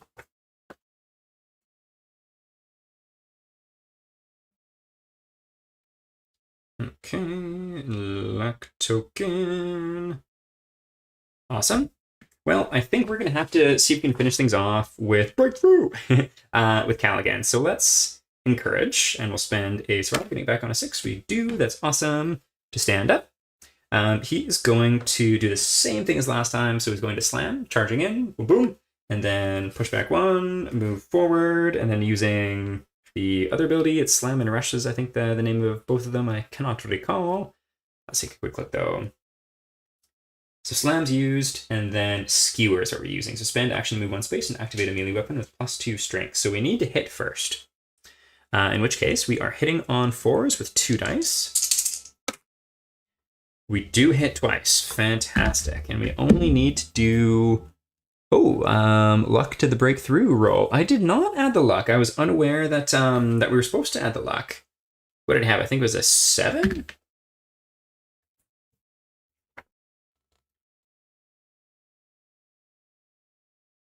Oh, interesting. I totally missed that the first time. Thank you. Add the luck indeed. Holy moly. We also were going to gain the secret fighting art in that case. Oh no, we're just going to be shy. Let's see. One moment. Yeah, we would be just shy. Axe would be 3, it'd be 9. Cool. Just shy of the fighting arts. So 7. Oh, hang on a minute. No, mathematics. I'm thinking 6. 3 plus 7 is 10. So that is indeed fencing. Well, fantastic. Thank you there, Mr. Sigma. Yeah, that is huge. Okay, then fighting arts. Let's get fencing there as well. Boom. Yeah, fencing is freaking sweet. Ignore parry on wound locations. Oh no, hang on. I'm tripping up here. I'm totally... You are a little distracted. No, not at all. I'm just getting too excited here. I'm pretty sure. Let's see. Because, what would that have been? Is that correct? Also, where the heck did that come from? Okay, so I think what we'll do, because ironically, because I did get the 2 hits. Yes, I did. So I got 2 hits. I didn't realize that the next card was, in fact... Oh, camera's laggy again, too. But the last card was indeed a trap. So regardless, that wouldn't have come to pass. So, basically the exact same occurrence as last time for Cal, coming in and doing his cool charge move. Yeah, I think that's got to be the case, because this would not have been in the discard pile, or the play cards, and it was partially flipped over, and I should have drawn them both because I got 2 hits. So, yeah. So no, can you go back 30 minutes? Hey, 30 minutes was in about the exact same spots, to be honest. Like, funny enough, 30 minutes ago, or I don't know, maybe 20 to 30, was probably doing this exact same move with Cal and drawing the trap cards. So we're a lot closer to finishing the fight, but you didn't necessarily miss a whole bunch. Okay, so let's do this trap. Yeah, I think that'll be the right way to play it. It's kind of too bad, but Cal does not get to be the hero right now. So in the center of the board, which means you get knocked down and pushed back 5. 1, 2, 3, 4, 5. Okay. Place the attacker. There you go. They gain +1 luck. There we go. +1 luck. Then each other survivor is grasped unless they spend 1 survival. So we shall definitely do that. We do have 2 people in here, just like last time, though, which is kind of a bummer, but that's okay. So all survivors are doomed. Play basic action. So 3 speeds, 2 plus accuracy, and 3 damage. Oh, that was 2 dice. That should have been 3 dice, right? Yeah, that should have been 3. There we go. Oh, fantastic. So we get 2 hits again. This is playing out exactly as last time. Fingers crossed the rest of it does that way too. All right. To the... Oh, okay. I think we took it to the chest before. And to the waist before too. Wow. This is the craziest deja vu. He literally took 2 hits last time to the waist and the body. That is ridiculous. Like, what are the chances? From the exact same move and play. What the heck, Brown? Okay, so I think he's still going to be okay. Because 3 damage brings the armor down to 0 and a serious wounds, but he's knocked down, so that's the only ill effect. And then same idea on the waist there. And I think that is it. Yas. 2 heavy wounds, indeed. So 2 heavy wounds, but don't need to make any rolls, which is nice. Yeah, what are the freaking chances? That is crazy. And if the same thing happens to my other tank character, they probably would have been absolutely wrecked because they don't have as much armor. Okay, well, that is pretty crazy. So, there we go. Yeah, Cal just going through it. So we'll shuffle this up again.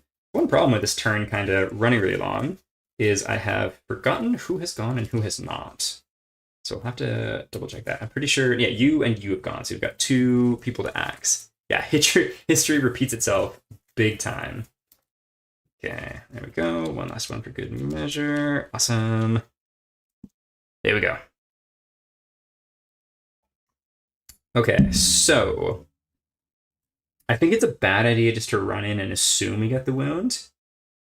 1, 2, 3, 4, 5. So let's start with Starguile here. And it's going to go for the attack. So we got 3 dice hitting on 5s. 2 hits. I'll take it. All right. Flowering Bustle and Delicate Shoulder Joint. Let's go with this one for sure. And this is all we need because we don't have any AI cards left.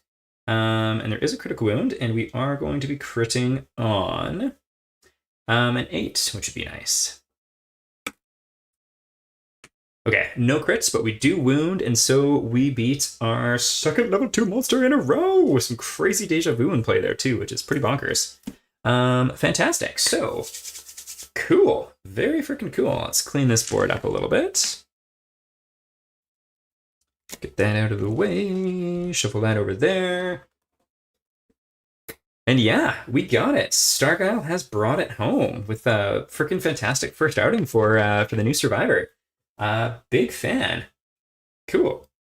Thank you for the awesome fight, though. Flower Nice. I'll put you and the Survivors just up in this corner here. There we go. Hey, thank you. Yeah, that was crazy smooth. The difference between the level 2 White Lion fight that I tried to do and then the last couple have been insane. I've said it, I think, every fight since, but I definitely under-kitted out one of the Survivors really hard that first fight. And then when the other ones got kind of hamstrung, it just totally kiboshed the go. And honestly, I guess, to be fair, the level 2 Screaming Antelope started off really rough too before it got a lot better. So that one was crazy smooth by comparison. Let's bring up the book here. Yeah, definitely. Woot woot! Okay, Aftermath. Victory! And no one died. I love that. Alright, complete Showdown. Showdown is victorious. Advance year when returning. 2. Starguile achieves age 3. Fantastic. Return and advance year.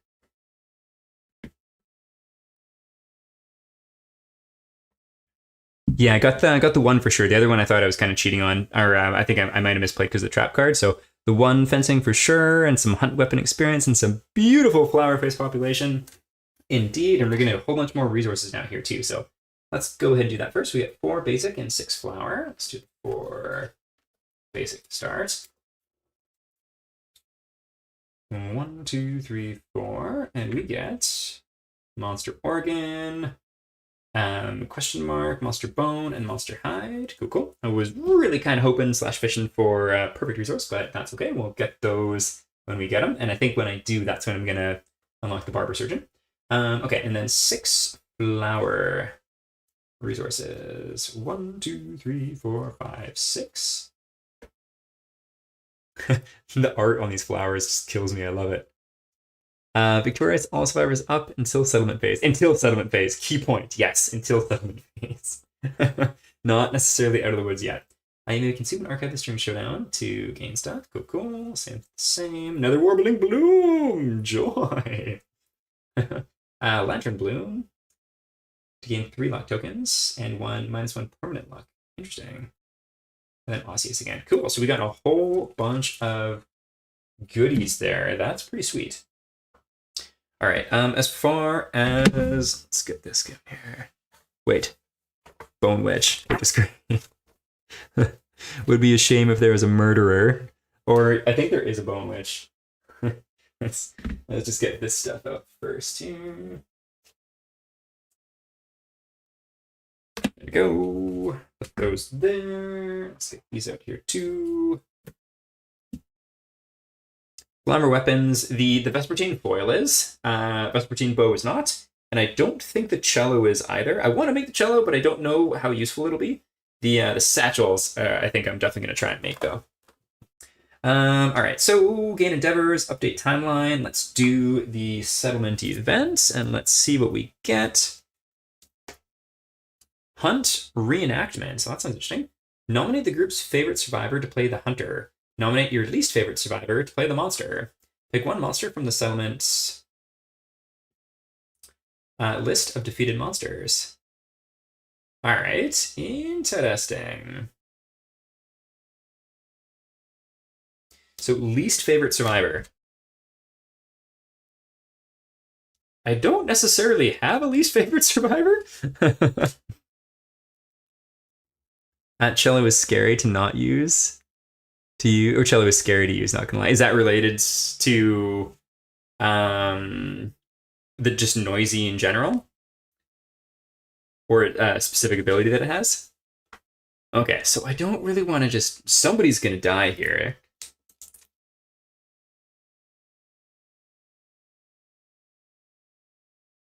Oh, no, never mind. That's... Or I totally misread that. Somebody's not just gonna die here. In which case, let's see how to do this. I think... I probably shouldn't have read ahead that little bit, but just playing it as fair as possible, just with the returning survivors.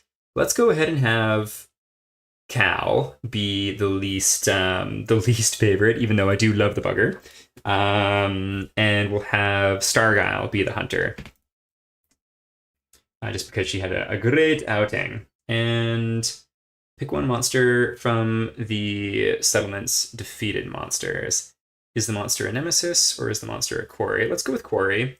And let's go with Screaming Antelope? No, let's go with Flower Knight. Yes, someone could die. I shouldn't have read ahead, so I'm just going to pretend that I was unaware of that. And I do like Stargyle too, so hopefully that's not the case. So looking for a preferably higher roll. Oh no. Why? Alrighty, so costume claws draw real blood and the hunter falls. The survivor nominated to be the hunter is dead. Stargyle, no! Oh, this game. The survivor nominated to be the hunter gains the monster claw style fighting art. Of course that was going to happen. Yeah, but I already said I nominated them. Favorite survivor? Yeah, it's done. Our newest survivor is dead, alas. Was there anything else that was like special about her? Or just the... Yeah, that's too bad. But that is the way it goes. So where is this dead thing? Cause of death. A play gone wrong. Oops, not words. Gone. Oh my goodness. Dead. Stargyle, you lived bright, but not long. Alas. And Cal is going to gain the fighting art there, which is his first one. Monster Claw. Your fist and tooth attacks gain +1 accuracy, strength, and savage, which is kind of useless for him. Chat delay might be 8 seconds behind. Star was just 2 in character. Yeah, just like the Eclipse. Came bright. Just was an all-star and gone. If there's a delay, it very well could just be my connection tonight too. But that's okay. That's too bad. I was like, this could happen. All right, so that is done. Death count, yep, that's done. Check milestones. So I think Stargyle was the one who would have had the milestone. Let me just double check that. So survivors. Yeah, I'm pretty sure it was.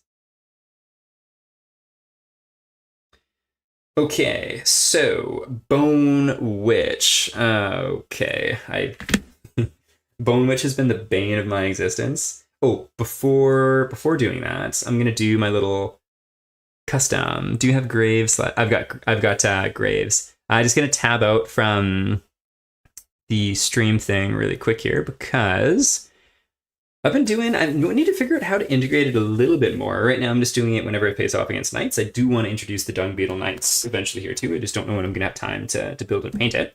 A little kind of Stormlight thematic piece. So we faced off with the knights. Let's go ahead and do it. And you know what? I don't know if this is going to be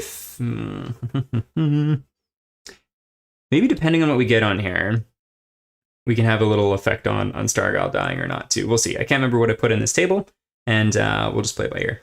The survivors chance upon a strange glimmer. Hidden within a lantern, it shimmers like a captured stormfront, casting a haunting blue glow upon their weary faces. Whispers among the settlement speaks of the night's radiance, a flicker of deadly beauty in the darkness. They gather around its eerie luminescence, hearts heavy with the weight of their trials, yet aflame with burgeoning courage. Nominate the returning survivor with the most disorders. Okay, so in this case, it wouldn't have been Stargyle anyways. Choose randomly in case of a tie. Oh, you know what? It might have been. Let's see. Survivors. Oh, no, because Cal already... Oh, no. Yeah, Cal would have only had one because flower addiction is gone. So, you know what? Let's see here. Let's random roll off. Let's say highest roll gets it, in which if it is Stargyle, there's maybe a chance she's not dead. We'll see. So just the way we've got lined up here, left to right, so that's going to be Vin first. 5. Highest dice gets it if I didn't say that. For Shone, getting a 9. Stargyle on a Lantern 10. This could be you. No. Okay, not Stargyle. That's okay. Let's see. And Daylight 10. No. All right. So Shone rolling on the table. And rolling a d10. Let's do it. Getting a 6. What do we get on a 6? Okay, so rolling a d10 on the table as the survivor breathes in the stormlight. Let's get this down a little bit.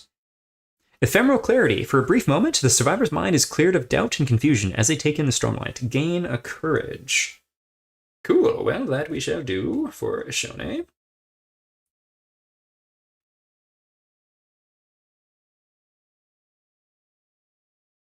Sweet. Yeah, they've gained all kinds of courage. That's awesome.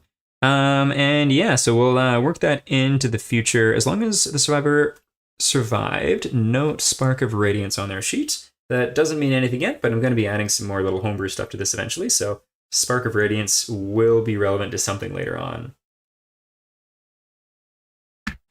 Cool. Yeah, so that's a little homebrewed piece. Yeah, so we do get the just catching up on the chat there now. So you do get the Endeavor. That's good. That's good. And oh, good lord, I hate the Dung Beetle Knight. Assembling or fighting? Okay, and let us see. Quick drink of water here, actually.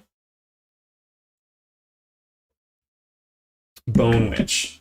All right, this is like, yeah, there's Nemesis encounters and Nemesis monsters that you fight. The Bone Witch is my Nemesis.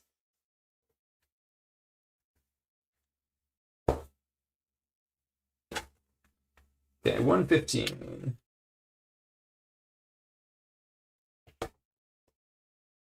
Like, I like the art and I like the idea. That's super cool. I just hate the dice rolls that I've gotten on this table. One day, the exile emerged from the darkness. The settlement worried at the sound of her wailing chants. Everyone feared what mystery kept her alive in the darkness all these years. Some could not resist asking. All non-deaf returning survivors gain +3 insanity. Okay. Both assemble and fight. That's a double doozy on the Dung Beetle Knight then. Okay, so returning survivors gain 3 insanity. Ashoni goes up to 4 or 7. And then Cal goes up to 6. Vin, currently my oldest and longest lasting survivor, goes up to 3. Technically insane. The most insane returning survivor is inexorably drawn to the Bone Witch and must endeavor at the Witch Camp. Otherwise, any survivor may endeavor at the Witch Camp. Well, I am just going to choose the most insane, which I do believe is Ishone with 7. Yep. All right. So, perhaps... Oh, yeah? Oh, that's awesome. The little settlement phase. Cheers, I'm glad you enjoyed it. Yeah, I was like, the last stream had just gone on quite on. I was like, you know what, I'm gonna save this and take my time with it and just do a quick separate video.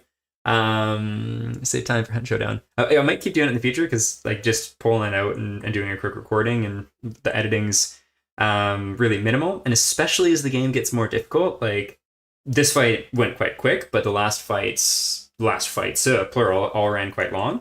So yeah, something I might keep in mind for the future. The little 1.5 episodes, little town management episode, cozy, shall we say? If settlement, Kingdom Death settlement phases can be considered cozy. Okay, but thanks for that feedback. I really appreciate that. Okay, so time to break the curse. Just 3 up. It's all I want.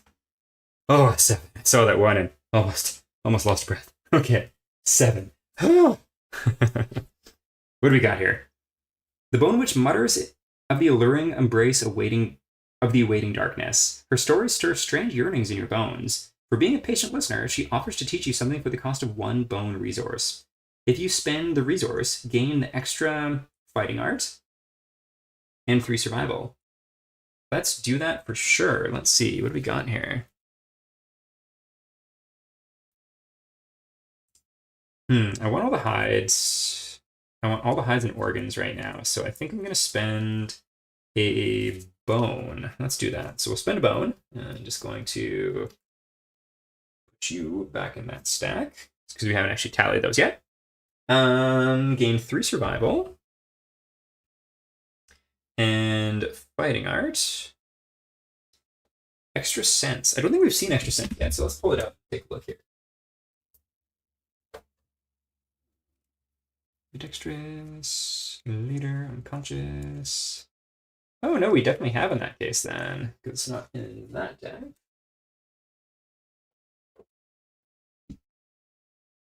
I just cannot recall what it looks like, but that's okay. Extra sense. You may dodge 1 additional time per round. Oh, that's cool, especially for currently a tank character. Yes, so 5 endeavors left. Correctamundo.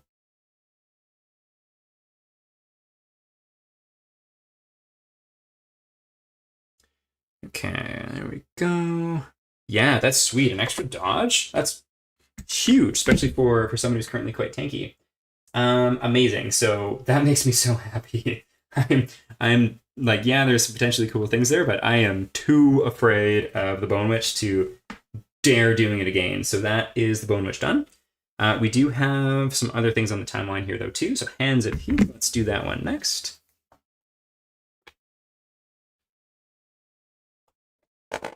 Come on, where's that table of contents at? There we go. Hands of Heat. 125.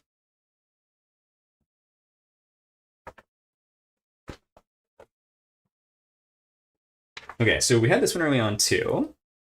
Is there an art that gives an extra action to another survivor? See, not all witches are evil. Indeed, I agree with that. Is what a witch would say. Mm-hmm. What a bone witch wants, what a bone witch needs. Deaths in the settlement, apparently.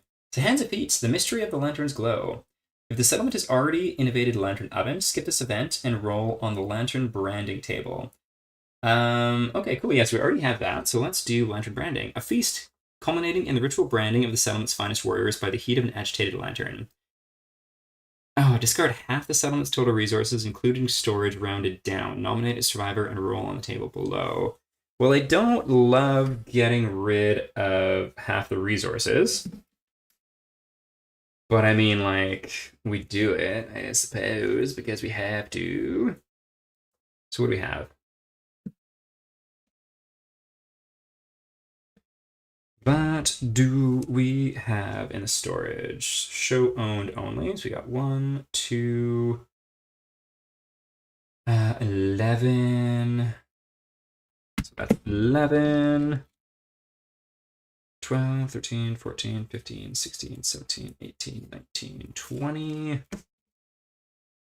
21, 22, 23, 24, 25, 26. So we need to get rid of 13 things. That's kind of stinky. Let's do that. That's 1, 2, 3, 4. Yeah, definitely a good time to BRB as I'm just juggling resources. 4, 5.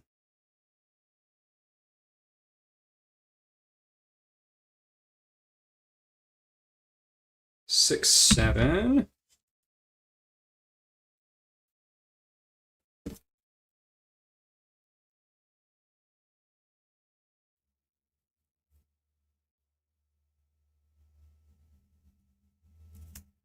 And 9. Oh, I don't know if I want to get rid of both those. I'm just going to look up sense memory quick because I don't want to get rid of flowers that I actually want to use to make stuff.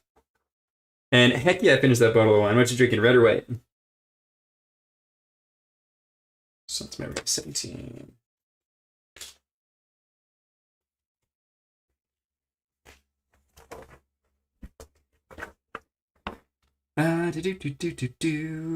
Lantern bloom.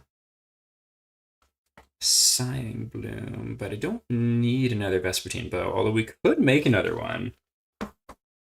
Begs the question. You know what? I think our population's doing okay, although I do really want a Warbling Bloom Survivor. Okay, so Lantern Blooms are important. So we have 2 Lantern Blooms, so we want to keep those. Do we have a Lantern Bud? Yes, we do. 2 other flowers. Osseous Bloom. How many of those do we have? We have 2 Osseous Blooms. And I think we only really want 1. Pinot Red, the old lady got me into it. Heck yeah. Awesome. On my side of the family, parents love white wine, specifically Sauv Blanc from Marlborough, New Zealand. Blue words. Love it. It's awesome. It's delicious. And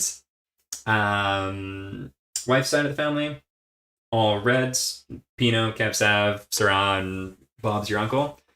Wine is so good. I used to work in restaurants and do wine service back in the day, and all of that knowledge is basically out the window, but goodness gracious, appreciating a nice bottle of wine is always nice.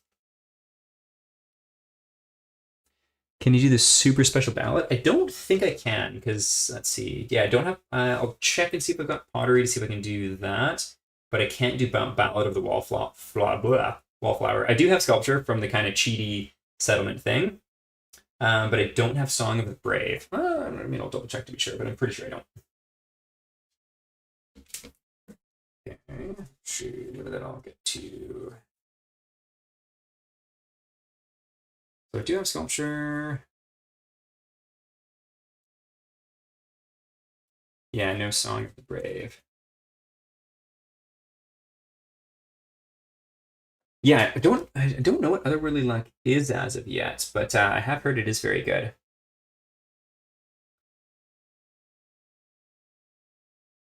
Yeah, but you can't do so you don't have pottery. Not yet. And we can't innovate until after this piece.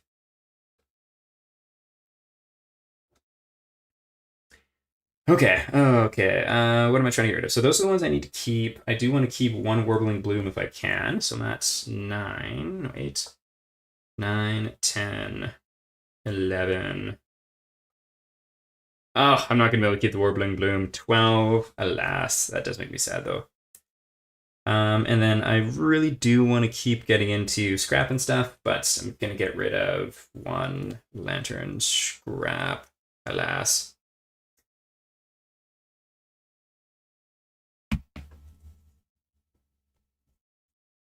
Okay, there we go. So those were the ones that we are not keeping. I'll check that back over there. Check that back over there.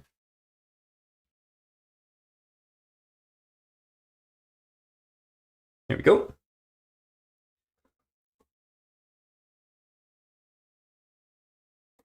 Okay. All right, well, sorry, that part's not exactly fun, trying to figure out which resources to keep and such, but we are good there, and we have the resources that we want. So I'm just going to put them into the app. Also, scintillating excitement. Okay, not show owned only. Back to the flower nights. We have 2 lantern blooms. Boom, boom. We have a lantern bud, and we have 1 osseous bloom. Oh, bugger. I think I actually did need to keep 2 more flowers, so let's take those 2 back to make an arrow. You know what? No, we're not going to do that. We're not going to make another Vespertine bow. That's okay. Burning for the bloom plus 3 endeavors is also good. Okay, that's Osseous Bloom. Boom, so that's good there. Let's get these in here as well. Okay, basic, monster. I got one of those. Monster organ. Monster hide. And monster hide. Cool. Cool. There we go. And so what the heck round do we get as a result of this lantern branding? Nominate a survivor and roll on the table below. You know what? Let's do a survival that hasn't actually been in action yet. Let's do Stormfather, because heck yeah. Rolling on the table, hoping for something high. Getting a 6. 47 branded feats gain +1 permanent speed. Hey, that's cool. So Stormfather gains a permanent speed. Awesome. It's okay, Slim. Mike Tuvo was giving the lore. Awesome. Oh, I missed that comment too. Otherworldly Luck was the nickname of the casino. Woo! That is fantastic. Okay, so there we go. That's done there. Meanings. Hands of Heat's done. Let's do Sense Memory. What do we want to craft? These are the flowers that we have. And take a look at this cool artwork here too. Yeah, these gray pencil, just shade ones or whatever for all the settlement locations are super cool. Awesome. This one's actually quite dark, kind of hard to see in comparison to some others though. Rushing into the settlement, the returning survivors desperately attempt to convey to the others the powerful memories that dwelt in the very air of the glade. Even as they pass the settlement's threshold, the memories fade and the delicate blooms clutched in their hands wilt. The settlement may pour their inspiration into inspired crafting. Well, that we shall. So, we are going to craft at the Sense Memory. Here we go. Let's make a satchel, for sure. Leather and Lantern Bloom, done deal. So we got that. We can't make another because we don't have another leather. I do kind of want to make another one though. So I think I'm just going to go ahead and say, just to do the innovation for that really quick here too. So let's knock that down. And do that. So how many, let's see. Once again, like just mildly out of the rotation steps or whatever of how it's supposed to go, but I think that's okay.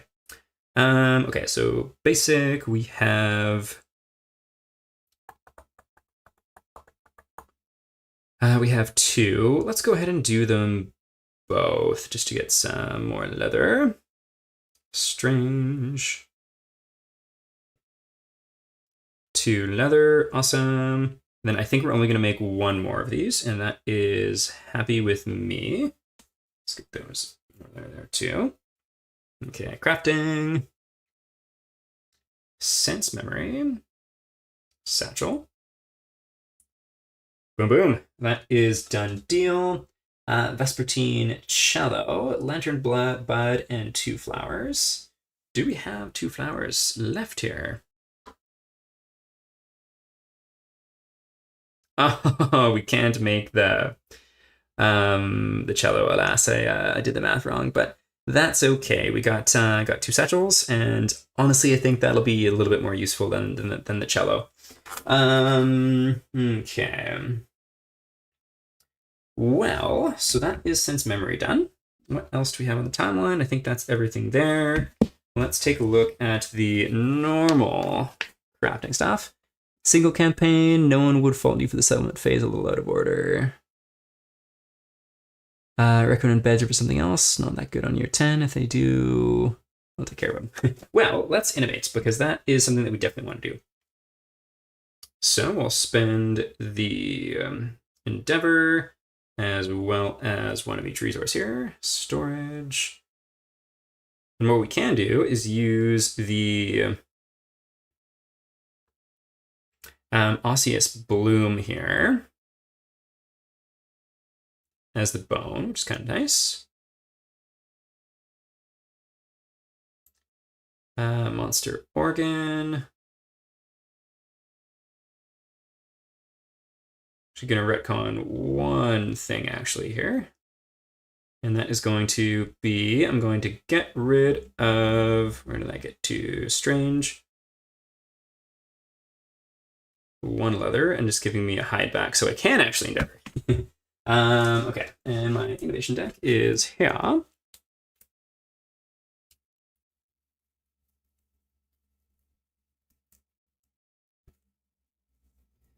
See what we get. So because of Symposium, we get to draw 4, which is pretty awesome. And I just want to double check because I'm pretty sure it just means we get to still just choose 1. Yeah. Okay. Go, and 1, 2, 3, 4. What do we get? Bloodletting. Breaking the vein, spin a resource and roll 1d10. Understanding the survival, you cannot gain survival this settlement phase. Syncope, gain 3 insanity. Cured, gain, that's in focus. 6+ insanity, we also remove a disorder of your choice. Cool, or those injuries. Storytelling, education, symposium consequence. Survival limit +1, storytime, gain understanding. All departing survivors gain insanity. Okay, I feel like that is a maybe. Shrine, maybe used once per settlement phase. Armor ritual, departing survivors gain +1 insanity. Final adjustments, departing survivors add 1 armor to all hit locations. That's cool. Partnership, home, hollow consequence. Nominate 2 survivors, they pair off, each gains the partner ability. A survivor may be nominated for partnership once per lifetime. Partner, when they both arrive, gain survival up to the survival limits. Partners may nominate each other for intimacy. When a partner dies, the remaining survivor gains a random disorder and loses this ability. Interesting. I think it's going to have to be Shrine. That just is really neat. Shrine or storytelling. We'll take a quick look at both of them.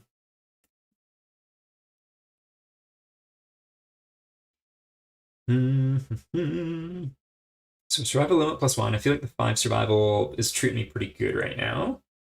Insanity would be a benefit, but that's just kind of on a random roll. It's also 2 endeavors. Yeah, let's do Shrine. I am down for Shrine. Let's do it. So add that to our... Let's see, where's that? Progress? Innovations.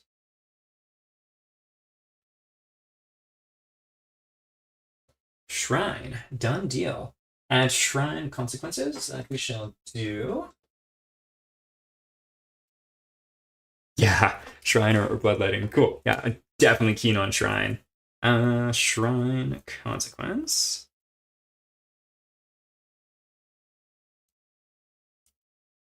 Sacrifice. Just going to take a look and see if there's any other ones, but I'm assuming that's probably it. Cool. Yeah, that did it.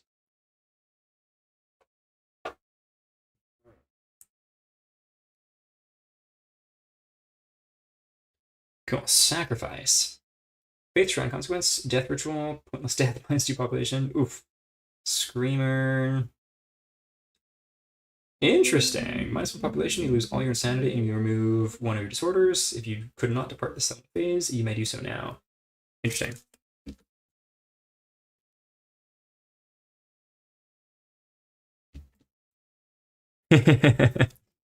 Um, 1.6, haven't gotten out. 97% sure that's what Rihanna was singing. Fantastic. Okay, so there we go. Put that there, and we have Shrine. I think I'm actually going to do that now. That sounds pretty cool. Because we are going to be doing the hand fight next, which is, I'm sure, going to be brutal. Okay, so yeah, all survivors can gain an additional... Oh, no, I need to roll a dice. Let's do that. So on a 4+ armor. 2, all survivors, departing survivors gain +1 insanity. Midara, Junigor, and of course, Wild Ascent. Midara, Junigor, and Wild Ascent, are those the games that you're going on right now? Or are you waiting for the updated version of Wild Ascent? Okay, so as long as I can remember that. Awesome, awesome, awesome, awesome. Cool, cool, cool. And I think I'm going to probably sign off here. I might take a little look at other things to build, but it is getting late and I am a sleepy lad. So next time we'll be facing off against the hand, and I'm probably going to get my butt kicked, but I'm excited for it. I feel like I've got survivors in a better place than I did before. To be fair, I thought I had a chance going in against the Kingsman last time and absolutely got obliterated, so we'll see if that's the case here as well. But yeah, thank you guys so much for tuning in. Didn't back the new Wild Descent.